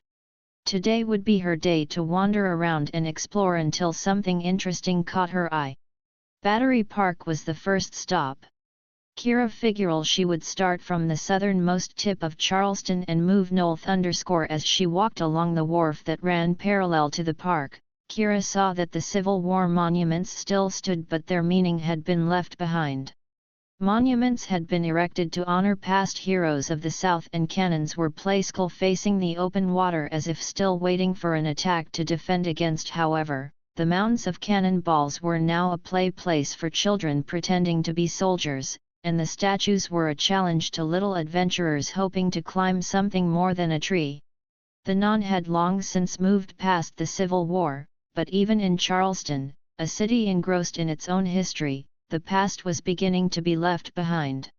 Kira leaned against the metal fence, facing out towards the Sem in the distance. Almost like a mirage, stood Fort Sumter, the ultimate spot of Charleston's Civil War history. It seemed hard to believe that such a small island fortress had been such a huge stronghold and spot of aggression. But, she knew it was too easy of a pick for her paper and figured almost everyone in her class would be writing about it. Kira turned back towards Battery Park just as a modem day horse and carriage rode past her. She tried to picture two women with hoop skirts and floppy hats riding around, probably pulled by a slave, and envisioned men wandering around in uniforms with muskets to patrol the streets against a potential non-Hern invasion. She imagined a way of life come crumbling down, imagined the mansions in front of her exploding with cannon fire and all the trees around her lighting up in flames. For a moment she saw all of that, until she felt someone's breath on her neck and heard a whisper in her ear. Lost in thought. Tristan. Deep voice sent a shiver down her spine, and a secret smile played upon her lips because he was officially the one who broke the silence. Since she had tested her own willpower and had won, Kira decided it was perfectly fine to talk to him now. I was until you so rudely interrupted, she said playfully while tugging her body to face his. Kira took note of his dark-washed jeans and how they completely opposed her own white tank top and flower-covered skin. Tristan shrugged and said, "Since already annoyed you, I guess there's no real reason to stop." She couldn't help but laugh, and he smiled in return. "What were you thinking about?" He leaned back against the rail, so his arm lightly beamed against hers. "Hoop skirts and muskets," she bluffed out. "What?" He lifted one corner of his mouth and folded his eyebrows in a half-question, half-laugh. "Oh, sorry, my Civil War para _ Kira frunickled and looked beyond Tristan at Battery Park. "I see all of the history here, but I can't seem to find a topic that really stands out to." "Come on." He put an arm around her shoulders. "Who better to show you around than a Charleston native?" He stalled to guide her towards a cannon across the street. After not speaking for 3 weeks, Kira had never to have Tristan as her own personal tour guide, but it was perfect. He seemed to know everything about the city, and spending the afternoon with him was exactly what she to get the paper done. It also happened to be exactly what she wanted in her help. Tristan lecl her around Battery Park first, out a huge mansion that was a wedding gift from a father to a daughter after the war, and another Bushole town home that still had a of shrapnel lodged in the roof from a northern attack. He explained that Battery Park had been Charleston's first line of defense against any ships that made it past Fort Sumter and had not always been so picturesque. They kept walking as Tristan pointed out famous cemeteries where Confederate soldiers were buried and tons of buildings that had been preserved during the war that were truly from historic Charleston. They arrived to the old market, which was now a flea market where local artisans could sell their goods. He showed her where the slaves had been kept, how they were sold, and here they were eventually set free. He painted the picture of a graceful city with an ugly undercurrent of racism that still needed to be weeded out. "How do you know all of this?" she questioned him after 2 hours. You pick up a lot when you live here, he shrugged. Charlestonians are very proud of their history, I guess, but it like you lived there. He breathed out a laugh, one that almost sounded like a sigh. Do you actually believe that's possible? His squinted eyes caught hers at that moment, and she knew there was more to this question, some deeper meaning. Her heart skipped a beat. Was it possible? Of course not. She looked away, flustered and fussed on the old woman sitting on a blanket on the sidewalk weaving a straw basket. She could have been from a different era and almost seemed out of place near the busy intersection where cars by behind her. Kira back at Tristan. Did he fit into the scene? His constant brood made it seem like he was years older than he looked. She knew he had more on his mind than the average 17-year-old. But was that enough to stand believing impossible things? Come on, he nodded to the side, making his hair slip to shield his eyes. When the piercing blue was hidden in shadow, Kira finally felt she could breathe and stopped her mind before it dreamed up even crazier theories. I want to take you to my favorite place in the city. They walked for a while, lightly chatting to avoid any serious topics, before Tristan stopped in front of a huge building. 4 round columns shot upwards into a huge triangular frieze that reminded Kira of a Roman temple, until she looked further up and saw the top of a steeple. The building was huge but rather plain, with large wooden and sweeping windows, but no ornate decorations marred the beauty of architecture. The yellow tinteckel stone created a contrast against the blue sky, and Kira tried to take it all in before she looked to her left to read the sign that stated St. Philip's Episcopal Church. Kira was a little shocked. She had never figured Tristan as the religious type. I know what you thinking, but it's because of the view. He to enter, and she had no real choice but to follow. When she walked inside, the sanctuary took her breath away. Huge white columns rose toward an arched ceiling that was also a polished white. The marble floor led her eye past the ivory pews towards a huge stained glass window behind the altar. With the sunlight beaming through, the window acted almost like a kaleidoscope, casting colors around the other bare room. Kira looked up at the balconies that ran parallel down the sides of the church and were composed of carved mahogany, creating a striking contrast. And when she turned, an organ took up the majority of the back wall, and she could almost feel the music coming from the great instrument. Kira, come on. Tristan the organ and her over. This is nothing. He walked over to the wall at the left corner of the church, and Kira watched him dubiously. Suddenly, what had seemed like solid plaster creaked open as Tristan found the secret latch he had been searching for. He pulled the thick door and moved his arm towards the opening as if to say, after you, miss, is this allowed? Kira asked while she peered into the darkness. Rules are made to be broken, Tristan said with a wry smile. She knew it was a challenge. Could she drop her usually straight-laced mentality? Kira smiled back and started walking. As she passed through the hidden entry, she found a wooden staircase that creaked when she put her weight on the first step. She saw the light disappear and heard the door shut as she continued to climb, with Tristan following behind her. When she reached the top, she could see the structure of the arched ceiling, and knew they were above one of the balconies. Kira tried not to touch any of the dirt and dust that she was sure held tons of nasty insects she would rather keep away from, and followed Tristan's exact movements as he confidently towards a C&D door. Cobwebs draped from the handle, and Tristan swiped them away. She knew they were definitely not supposed to be up here, but was too intrigued to see what waited at the end of the climb, and was too scared to turn around and face the darkness alone. Kira's breath became labored as they walked further and further up the never-ending staircase she could only assume belonged to the steeple. Finally, she saw light, and as she tumbled around the circular steps, a window appeared. She peeked through the grimy glass to see that they were well above the city skyline. We're almost at the top, Tristan back to tell her as if he had heard her stop. Kira started climbing again, energized by the fact they had almost reached their destination. At last, the steps gave way to a 00 den platform and Kira saw church bells and a long rope that hung through a hole in the floor. She followed Tristan around through the maze of bells, until he finally sat down on a cushioned bench right next to a huge window. He his sleeve and cleaned the dust away, so when Kira looked outside, she could see for miles. Wow was all she could say.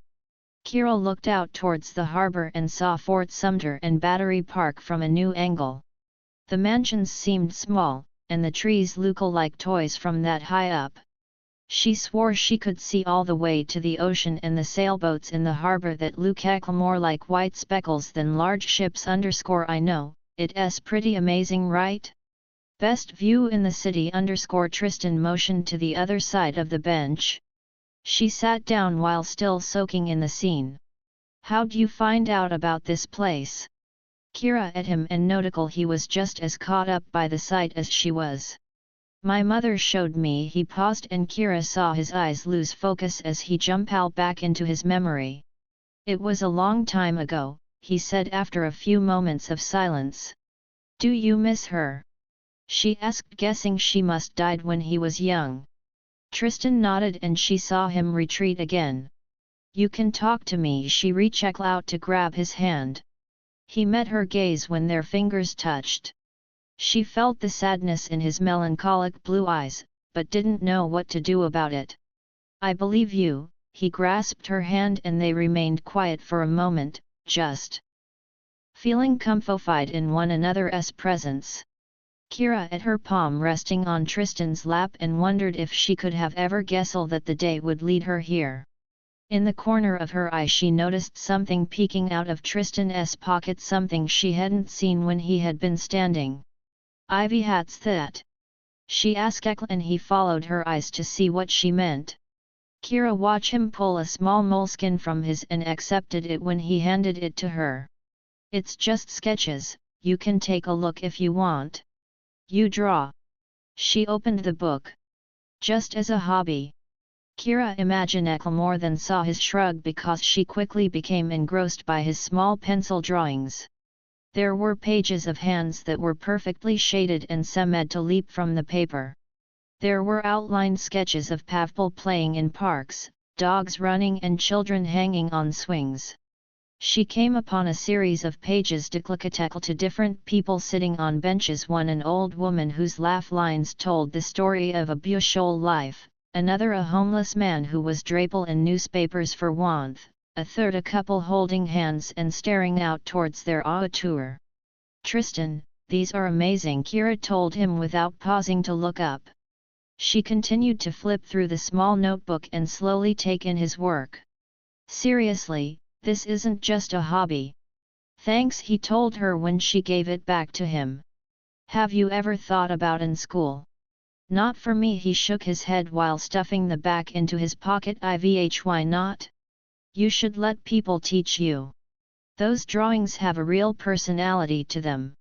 I can tell exactly how the you are picturing are just by the expressions you give them. Tristan shrugged in response, which just made Kira push the point even more. I get the whole bad boy thing you do, but I know it's just a front. You really care about people. I can tell from the drawings that you choose people you feel for in some way. He sighed when she finished talking, as if he had known and she would notice that but had hoped she wouldn't. Then his expression changed, so his lip curved up and his eyes gleamed in a mischievous way. A front, huh? I just broke you into a church. You broke me into a church to show me a beautiful view in a place that is sacred to you. Not exactly the same as breaking and entering, she challenged back. But we used the trap which most people don't know about. I could have just taken you up the janitor's steps. Would those have been cobweb-free? He nodded and Kira slapped his arm. Jerk. Come on, it was much more adventurous my way. Admit it, you were, but secretly excited. Kira just smiled in response. That's generally how you make me feel. The words out of Kira's mouth before she had time to think. She cringed and silently cursed herself for basically admitting she liked him. Me too, he whispered, more to himself than to her. She up, but Tristan gazed out the window _ she knew his thoughts were chumming and she wished she could peek inside of his head for just a minute. Tristan. She asked to see if he was listening yet _ he said distantly. Why did you save my life? You know I heard what you said to your friends, but for some reason I can't it. He turned to at her now, and Kira was certain he could read the confusion on her face. She saw his chest expand slowly in a deep breath and watched as his eyes closed for an instant too long. He was thinking about how to tell her something. Kira could almost see the secrets floating in his head and could feel him struggle with how much to say. I saved you because I wanted to protect you and I still do. Some small part of me won't stop believing you are precious to me, even if I'm not supposed to feel that way. She inched closer, trying to read his mind with her proximity. Ivanhoe says you can't? Your friends? He laughed bitterly. No, my so-called friends are the only ones making sense. We just can't ever be. Kira, why? Someday, you'll understand. He leaned back against the wall, away from her presence. I am so sick of everyone telling me I'll eventually understand all of this stuff. Luke keeps telling me that, like some patronizing father who knows everything about my life, but won't give me any insight. And now you. I never expected this from you. What happened to Mr. breaking the rules? Kira started packing around their little corner, trying to make sense of everything. She was sure Luke and Tristan and his crowd all knew something she didn't. They were all keeping the same secret from her. When would she realize it? When would she finally connect the dots and stop feeling like the baby that everyone had to coddle? I just can't be the one to tell you, to see you at me with hatred, because you will hate me. Kira saw the pain pass over Tristan's face as he winced. Look, Tristan, I get the whole self-loathing thing you have going on. I can see that you troubled somehow by the way you retreat into your thoughts and lose track of the world. But don't presume to know my Minkel. You no idea how I will react to anything. Everyone has some sort of past to hide. The fact that yours may be darker than most doesn't scare me. It makes me Ivan to help you, not hate you. She practically spat the last words at him. He and she knew his anger had mounted with her little speech. Kira, you just don't know what you talking about. It's not my past that you will hate me for, but today, I let myself believe we lived in a different time, and when I saw you standing at the park, I couldn't help but be glad we could finally be alone together. But today, I let you feel for me and let my walls come down for an instant, and that is what you will hate me for the moments of intimacy that I will cherish but you will look back on and loathe. Kira hadn't realized the fight had brought them face to face and mere inches apart from each other. Like Pavpal say, anger is just one small step from passion, so when she spoke, she hardly realized what she yowled say until she said it. Well, if it's intimacy from you that I'll come to hate, I might as well enjoy it while it lasts. Kira took one small step forward and felt their melt into one another's quickly, his hands her cheeks and his lips were on hers. She was reaching her hands around Tristan's back to pull him closer to her. Kira felt heat rush through her body and move with Tristan as he pushed her back against the wall and encased her body within his, pulling his arms around her waist. Her hands found their way to his head and she grasped his thick black hair, running her fingers through it. His lips from her lips, down past her ear to the base of her neck. Kira, she heard him sigh before she felt his body stiffen and begin to pull away. I have to go, he said with a thinner voice. Tristan turned away from her and left. Kira even had time to react to what had just happened. Instead, she sank down the wall she had just been pressed against, gazed at the empty spot Tristan had filled moments ago and began to cry. Kira needed to understand what was going on. The frustration of not knowing was driving her crazy. Luke didn't want her spending time with Tristan, and even Tristan didn't want her spending time with Tristan, so she decided there was only one thing to do, spend more time around Tristan. Kira knew he was the key to finding out her role in everything, and she knew he wanted to be close to her even if another part of him fought that feeling. After watching him run away, Kira became even more determined to this mystery revolving around her, even if she would come to regret losing this ignorance like Tristan had said. Kira stood up and wiped her face free of tears. She looked out at the sun setting over Charleston and knew it was time to leave the church and what had happened there behind for a little while. She grabbed her bag, which she had set down on the bench, and noticed that Tristan had dropped his on the way out. She leaned down under the bench and slid the notebook from its hiding place in the dark. In place of she knew what she would be looking at before bed tonight after finding her way through the bells and back down the steps. Kira searched for that janitor's staircase Tristan had mentioned. Kira ivoked in the dark around the circular steps 3 times before finally finding a small knob usually free of cobwebs and din, and she slowly opened the door. This path led right down to the front lobby of the church, and Kira silently cursed Tristan as she placed her on each superbly polished step. She quickly walked through the lobby and out the door, thankful no one was there to see her sneak out. After a bit more walking, Kira finally managed to find her car. When she got home, her parents were not pleased. "Ivy, here have you been all day? I was sick," her mother barraged her as soon as she opened the front door. Her father in the background nodding his head and giving her a stern look. "I expected you to come home hours ago. Isn't this why we bought you a phone, so you could call us if I were running late?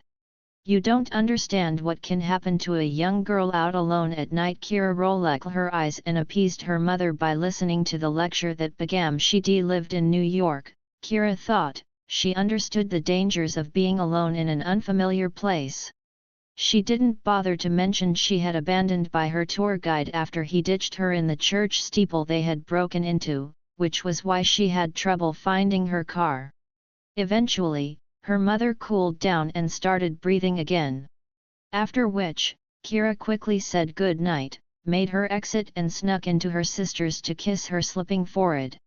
When she made it to her hotel, Kira breathed a sigh of relief that her father had remained silent because he usually asked all the questions she didn't want to give answers to.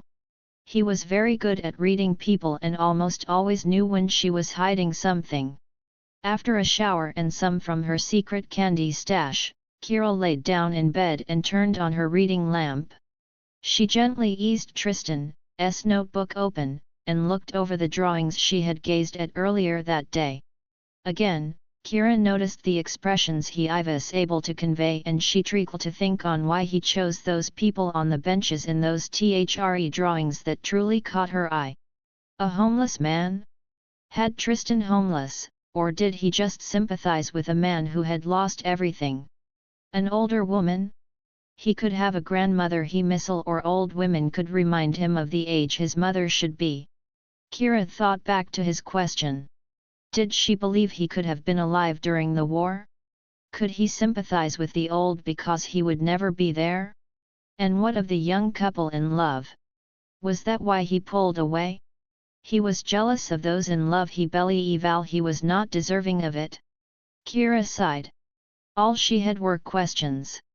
Ever since she moved back to Charleston, everything about her life had become questions with no answers.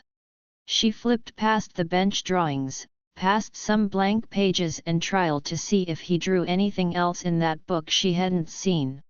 After skipping through 50 blank pages, Kira was about ready to give up and go to bed, when she turned one more page and her own face was staring back at her. Her hair took up most of the small piece of paper, and within the mass of curls was the most perfect drawing of herself she had ever seen. The fire in her eyes was sparkling. She was smiling in a laugh, and even her freckles were in the right location. Kira looked alive in the picture, and happy beyond all the minute details he drew to perfection. Her emotion rattled off the page. She looked like the sun radiating warmth to the viewer. Was this a drawing of how he pictured her?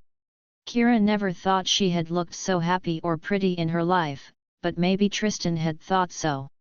Kira turned to the next page and saw a close-up of her eyes, tummed again, and it was her lips one more tum, and she saw herself standing by the wharf staring out at F. Alt Sumter with a breeze in her hair and her skirt flowing in the wind. Kira realized that he must have been observing her for a little while today before he finally snuck up on her to say hello. And why was he so afraid to talk to her? Everyone in school was intimidated by his good looks and standoffish attitude, by his dark slacks and typical black t-shirt, and by his friends. He was a bona fide bad boy. Every girl loved it and every boy was secretly jealous of it, but Kira was starting to realize that it wasn't who he was at all. What bad boy secretly draws pictures of old ladies and young couples? Tristan was more of a torturedist than anything else. Kira sighed and turned the page again, but the blank paper retumed _ there were only 4 secret pages devoted to her, and she tore each one out before dropping the small notebook back into her bag to give to Tristan, as she wanted him to know she had discovered his secret and that she wasn't going down without a fight. Chapter 5 Hello gorgeous _ Luke sat down next to Kira in the cafeteria with his typical greeting %. Were you this weekend? I didn't get a single phone call. Don't tell me you have a new best friend that you're sneaking around with. He looked at her with pouted puppy eyes. You know, now that I think of it, I do have a new best friend. It's called my Civil War term paper. She rolled her eyes and her notebook full of ideas at him. Kira, Kerm Ilman will you leem? Term papers are to be completed during the last week of the Temel, not 2 months before it's over. He heard and schemed some of her notes. But let me know when you decide what to do, cause I will definitely steal one of these discarded theses. Kira grabbed her research back from him quickly. We 11C, she said to make a joke, knowing full well she would help him out if he actually nedded it high y, all Emma Wavell, while Dave carried both of their lunch trays over. Kira assumed the should dress Emma or was new and Dave had been forced to play the chivalrous boy Frankel from the back of the cafeteria. Kira could barely see Miles walking over behind the mound of books he held in his arms. In fact, all that she saw were the black rims off his glasses pressed against his forehead. How are you guys just sitting and laughing? He said when he dropped what looked like 20 pounds worth of library books on the table. Are you not at all worried about college? Kira had noticed the fear of not getting into Harvard or an Ivy had made Miles go a tad insane. Relax, man, Dave Kimmel in before slapping Miles on the back yet _ seriously. Go buy some lunch and take a minute to chill out. The books will be here when you get back. Luke pushed Miles towards the lunch line. As soon as he was out of hearing distance, Luke tummed to everyone else and said, we should totally hide these. Oh Lord, leave him alone. Kira put her arms around the books and protectively pulled them over towards her, Emma and Dave. Basically, as far from Luke as they could go. When Miles returned, he seemed calmer but still turned the conversation towards college applications. Kira knew all of that was irrelevant for her and couldn't help but let her eyes shift to gaze out the window. For the first time in a while, not a single one of the misfits was looking at her.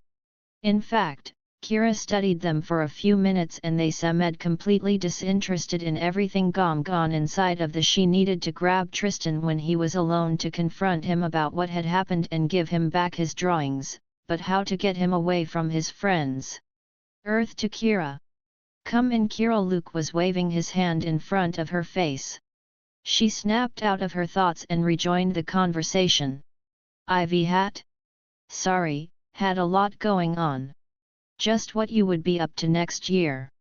Oh, gap year to work MA restaurant hope phi _ally, then I-11 applying to culinary school and I'll be just as crazy as Miles is now. Miles finally cracked a smile at her statement and they continued lunch with ease. As she walked to English with Luke, Kira knew this would be her only chance to catch Tristan alone.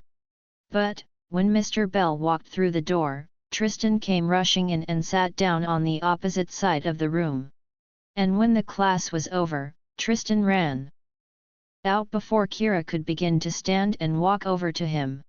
For the next 2 days, the same thing happened. Kira was always one step behind and couldn't trap Tristan alone for the 2 minutes she needed to get her point across. On Wednesday, after her third try at chasing him down, Kira pulled Emma aside at the end of the day and sat down with her on one of the outside of the to get some advice. "Can I give you the short version of my weekend?" Kira asked once they settle a Kel 00. "This sounds juicy," Emma said, and Kira noticed that she seemed very excited for some gossip to live vicariously through. "Okay, well, on Saturday I went to Charleston to start working on my history paper, just like I told you all in the cafeteria. I didn't mention was that I ran into Tristan. We snuck into a church steeple and ended up making out for a while." Kira finished quickly and let out the breath she had been holding. She peered at Emma carefully, hoping to see no judgment coming from her friend's eyes. "Hoa, I was not expecting that way to go, Kira." Emma put her hand out for a discreet low five, and Kira happily slapped her hand down. "Now back up. Give me a little more detail and tell me what the heck the problem is." "I basically ran into him early in the day, and then he said he would be my tour guide and show me all the Charleston hotspots. We ended up having a great time, and Tristan told me he wanted to show me his favorite place in the city, which happened to be the top of Church Steeple, so we snuck up. We ended up talking, which turned into fighting, and fighting turned into kissing, and kissing turned into Tristan freaking out, running away and abandoning me in the church." Kira sighed and thought about how much to reveal about why Tristan ran away. She could tell Emma was trying to wait patiently, but her foot was tapping against the sidewalk with enthusiasm at the new turn of events. "I'm not completely sure why he left, but I think it has something to do with his friends. And now at school he's avoiding me. I know I need to catch him alone, which is where you come in." Kira looked at Emma. "Hopil 11 why she need to plan and fast, and the only class you have together is English, right?" Kira nodded. "With Luke." Kira nodded again. "I'm going to need to do some thinking for a minute, a little scheming time." Now it was Kira's turn to try and wait patiently while Emma sat with a brow and her chin resting on her hand. Kira out at the parking lot, which had completely empty during their conversation, and she was grateful to not have to worry about eavesdroppers. The last thing she needed was to be the talk of the school and to let her secret afternoon become public knowledge. Kira ran her sweaty palms down the length of her pants, trying to calm herself. "I have it." Emma's entire face brightened as she turned to Kira with a gleam in her eye. Kira was instantly overjoyed to have Emma on her side, especially when she's so mischievous. "Today, in my English class, we got into groups of 2 to read lines from Romeo and Juliet, something about how hearing it gives it more meaning or whatever. Anyway, you'll only have about 5 or so minutes, but if you can trap Tristan and force him to be your partner, it might give you the time you need." "Emma, you're a genius." Kira grabbed the girl's shoulders, shaking them with glee. "I totally forgot when Mr. Bell made that announcement at the end of class." "Too distracted by your lover?" Emma asked with a teasing grin. Kira tried to laugh it off, but the caught in the act look was all over her face. "Seriously though, I need some details. Was he a good kisser?" Kira had a quick flashback to being back up against the wall in his arms. "Yes," she said while biting her lip to keep from smiling too widely. "Can I get some more details on that, please? A little play-by-play maybe? I can promise you, every girl in the school wishes she was in my shoes right now, well, more likely yours, but still."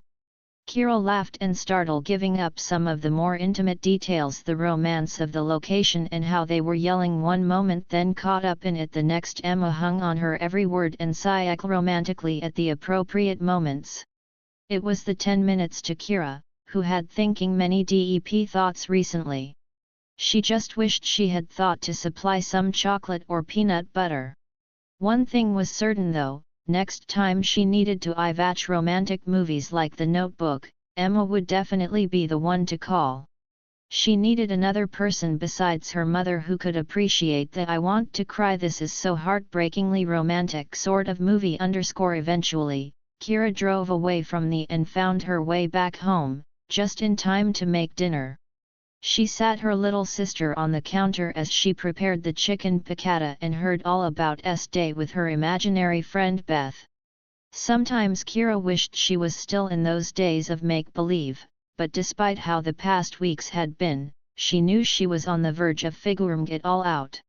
She just needed a bit more patience. The next day, all Kira could think about was how to put her plan into action.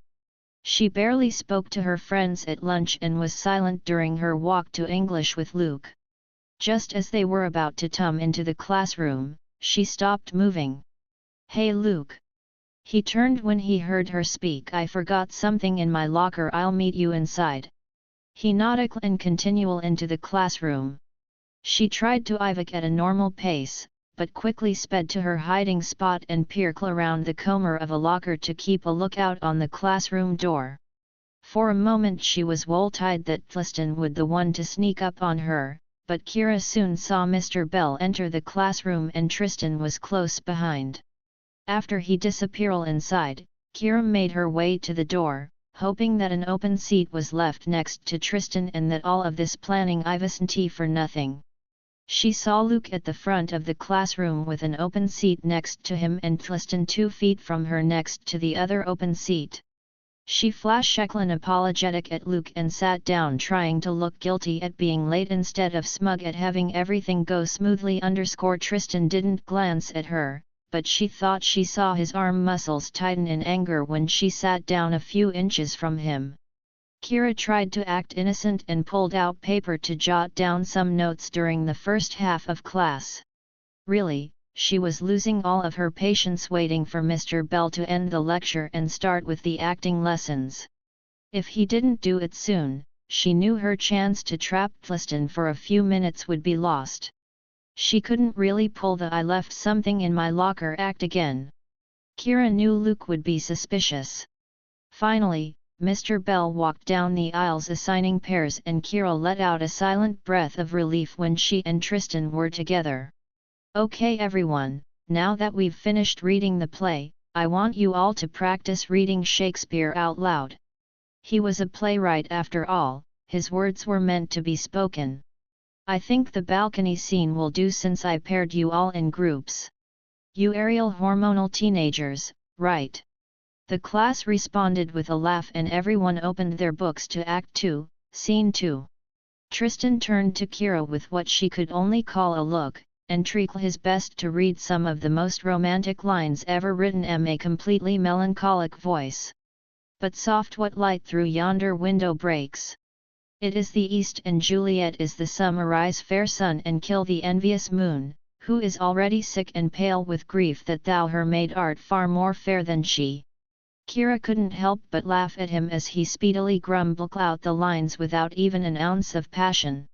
"You know this is supposed to be a love scene, right?" He looked up at her with contempt while she tried to swallow her smile. "Oh, really? I hadn't noticed."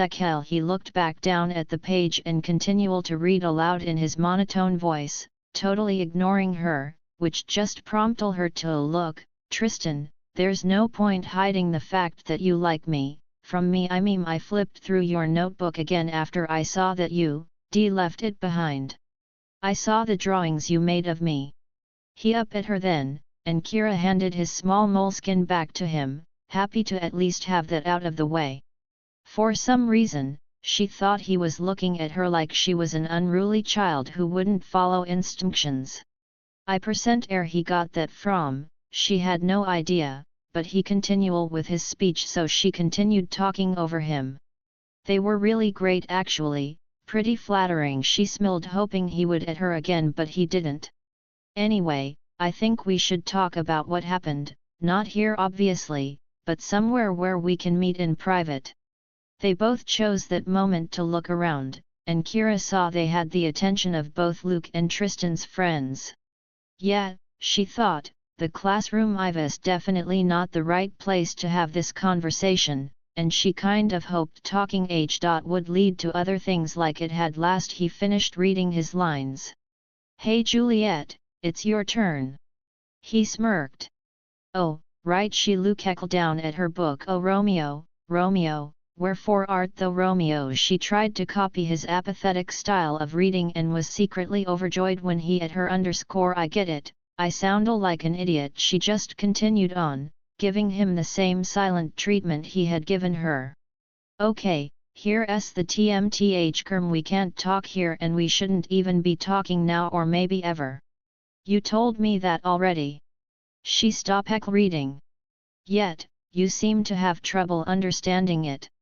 English is your first language, right? She rolled her eyes at the joke. Like I said before, we just can't ever. I understand what you're saying, but I also know you don't mean it. She leaned closer to him to prevent being overheard. I do, he forced the oh really, she tried to push him now. It didn't seem that way when you kissed Kira, forget that ever happened, okay? Or what? You don't scare me.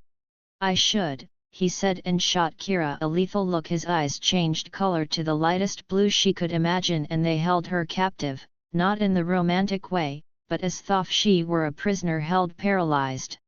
His eyes were cold and made her shiver like she had been dropped in an Arctic, and slowly his pupils began to expand, overtaking his eyeballs. Kira was scared, and more than that, she felt like he knew it and didn't care. Her fear at not being able to move was slowly surpassed by a swell of power that stiffed within her as a feeling of warmth spread to her hands. Kira broke free from him and looked at the floor. Her fingertips still tingled with whatever had coursed through her and allowed her to break his gaze. Kira leaned back against her chair and away from him. She touched her fingers to her cheek and felt them bump into her skin. Ivy, what the hell was that? She asked unsteadily, still not looking up. The heat emanating from her hand absorbed all of Kira's thoughts. Me, he said with the venom gone from his voice. She looked at him again and caught the unbearably sad expression in his eyes before he looked away from her. Or me? She thought to herself, feeling the heat finally ebb. Rewriting Shakespeare, are we? Bell walked between them and Kira couldn't help but let a guilty cross her face. They most certainly had not been following the assignment, but she wanted to hug Mr. Bell for breaking the silence and pausing her thoughts. Tristan, you seem to a hard time following the rules. Tristan looked at Mr. Bell defiantly, and Kira felt a little sorry that she had caused the whole thing. What were you and Mrs. Dawson talking about so passionately?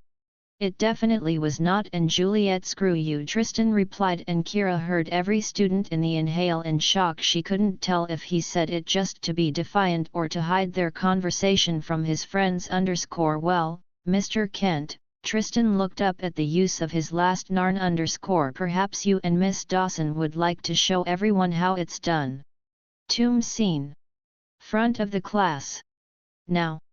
Kira and practically pulled Tristan from his seat to stop him from getting both of them punished with extra homework. As they walked towards the front of the class, he whispered to her, "Think you can be quiet and play dead for a few minutes?"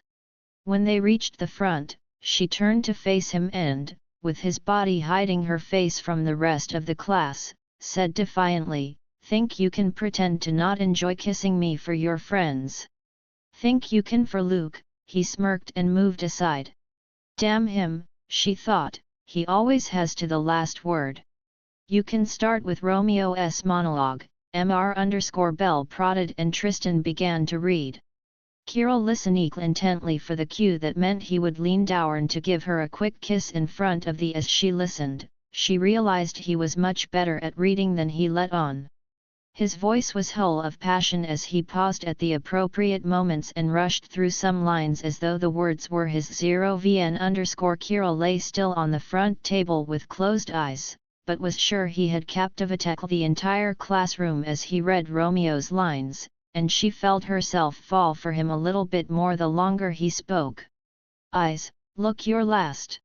She felt his gaze even through closed lids. Arms, take your last embrace. His body gently settle on top of her own. He seemed to speak only into her ear. And lips, he whispered and ran his thumb along the of her lower lip, something the script definitely didn't call for. Oh, you the doors of breath, seal with a righteous kiss, a dateless bargain to engrossing death. He lifted himself off of her to continue reading. Kira heard him utter the last few lines and the swish of his clothes as he lifted his arm to swallow invisible poison. "OTME, thy drugs are quick," he spoke, a stalled voice. She felt his hands fall on either side of her face and heard the desk creak as he leaned slowly down until she knew from the brush of warm air that his lips were an inch from her. Thus, with a kiss I'd die. For what seemed like a millennium, Kira laid still, waiting, until finally, in the softest kiss she could ever imagine, his lips landed on her 0vn and remained there for a few longer than they should have. Her lips curled into a smile and she felt his do the same. Unfortunately, he then pretended to fall off the desk and die. Kira thought, listening to the engrossed silence of the class, how the heck am I supposed to follow that? Nair. Belle spoke for the other characters, until she knew it was her time to wake. Kira opened her eyes slowly and sat up to speak her lines to the friar. She tried to appropriately chuckle when she was told of Romeo's death, but heard some people snicker at her failed attempt. And just when Kira was supposed to her own monologue, the bell thankfully rang and saved her from the embarrassing excurrence. Kira down at Tristan and almost believed him dead, until he jumped up, winked at her and fled from the classroom. Kira sat for a moment longer, trying to guess at who came out of that exchange with the upper hand and wondering if Tristan would agree to talk things over in private. More importantly, she felt her OUTL check, trying to recall the overwhelming warmth that spread from her hand to that very spot. Kira had no idea what had happened, and she didn't know who to ask for answers. Kira sighed, lifted herself from her seated position on the makeshift tomb, and walked over to gather her THMGS. When she left the classroom, Luke was waiting for her. So that was interesting, he said, and fell in step with her with shoulders and hands in his jeans pockets. Kira remained silent. I thought you were captivating as Juliet. Great idea to put a hand to your chest then forward and pretend to faint when you saw Romeo had died. Classic Mo. Kira smiled and shoved him away from her for making on. I'm not an actress and I never said I was, she said in her defense. Trust me, I know. Luke journeyed away from the shove he had already anticipated. Want to talk about it? What? She tried to hide the frown on her face, and pulled her purple sweater tighter around her torso. Whatever it was you and Tristan got in trouble for fighting about. Kira knew it hurt Luke that she was starting to keep secrets from him, and that there might be something she would rather talk to Tristan about. I was just thanking him for saving me in that accident. I never really got the chance before. Kira wanted to let Luke know the truth, but knew she couldn't, no matter how much she hated to shut him out. He had been there as her friend since she walked through the doors off the school a month ago, and she really didn't want to hun him. For a moment, Kira had thought she would tell him Tristan, but she remembered Bethany and knew Luke would never understand. He was too emotionally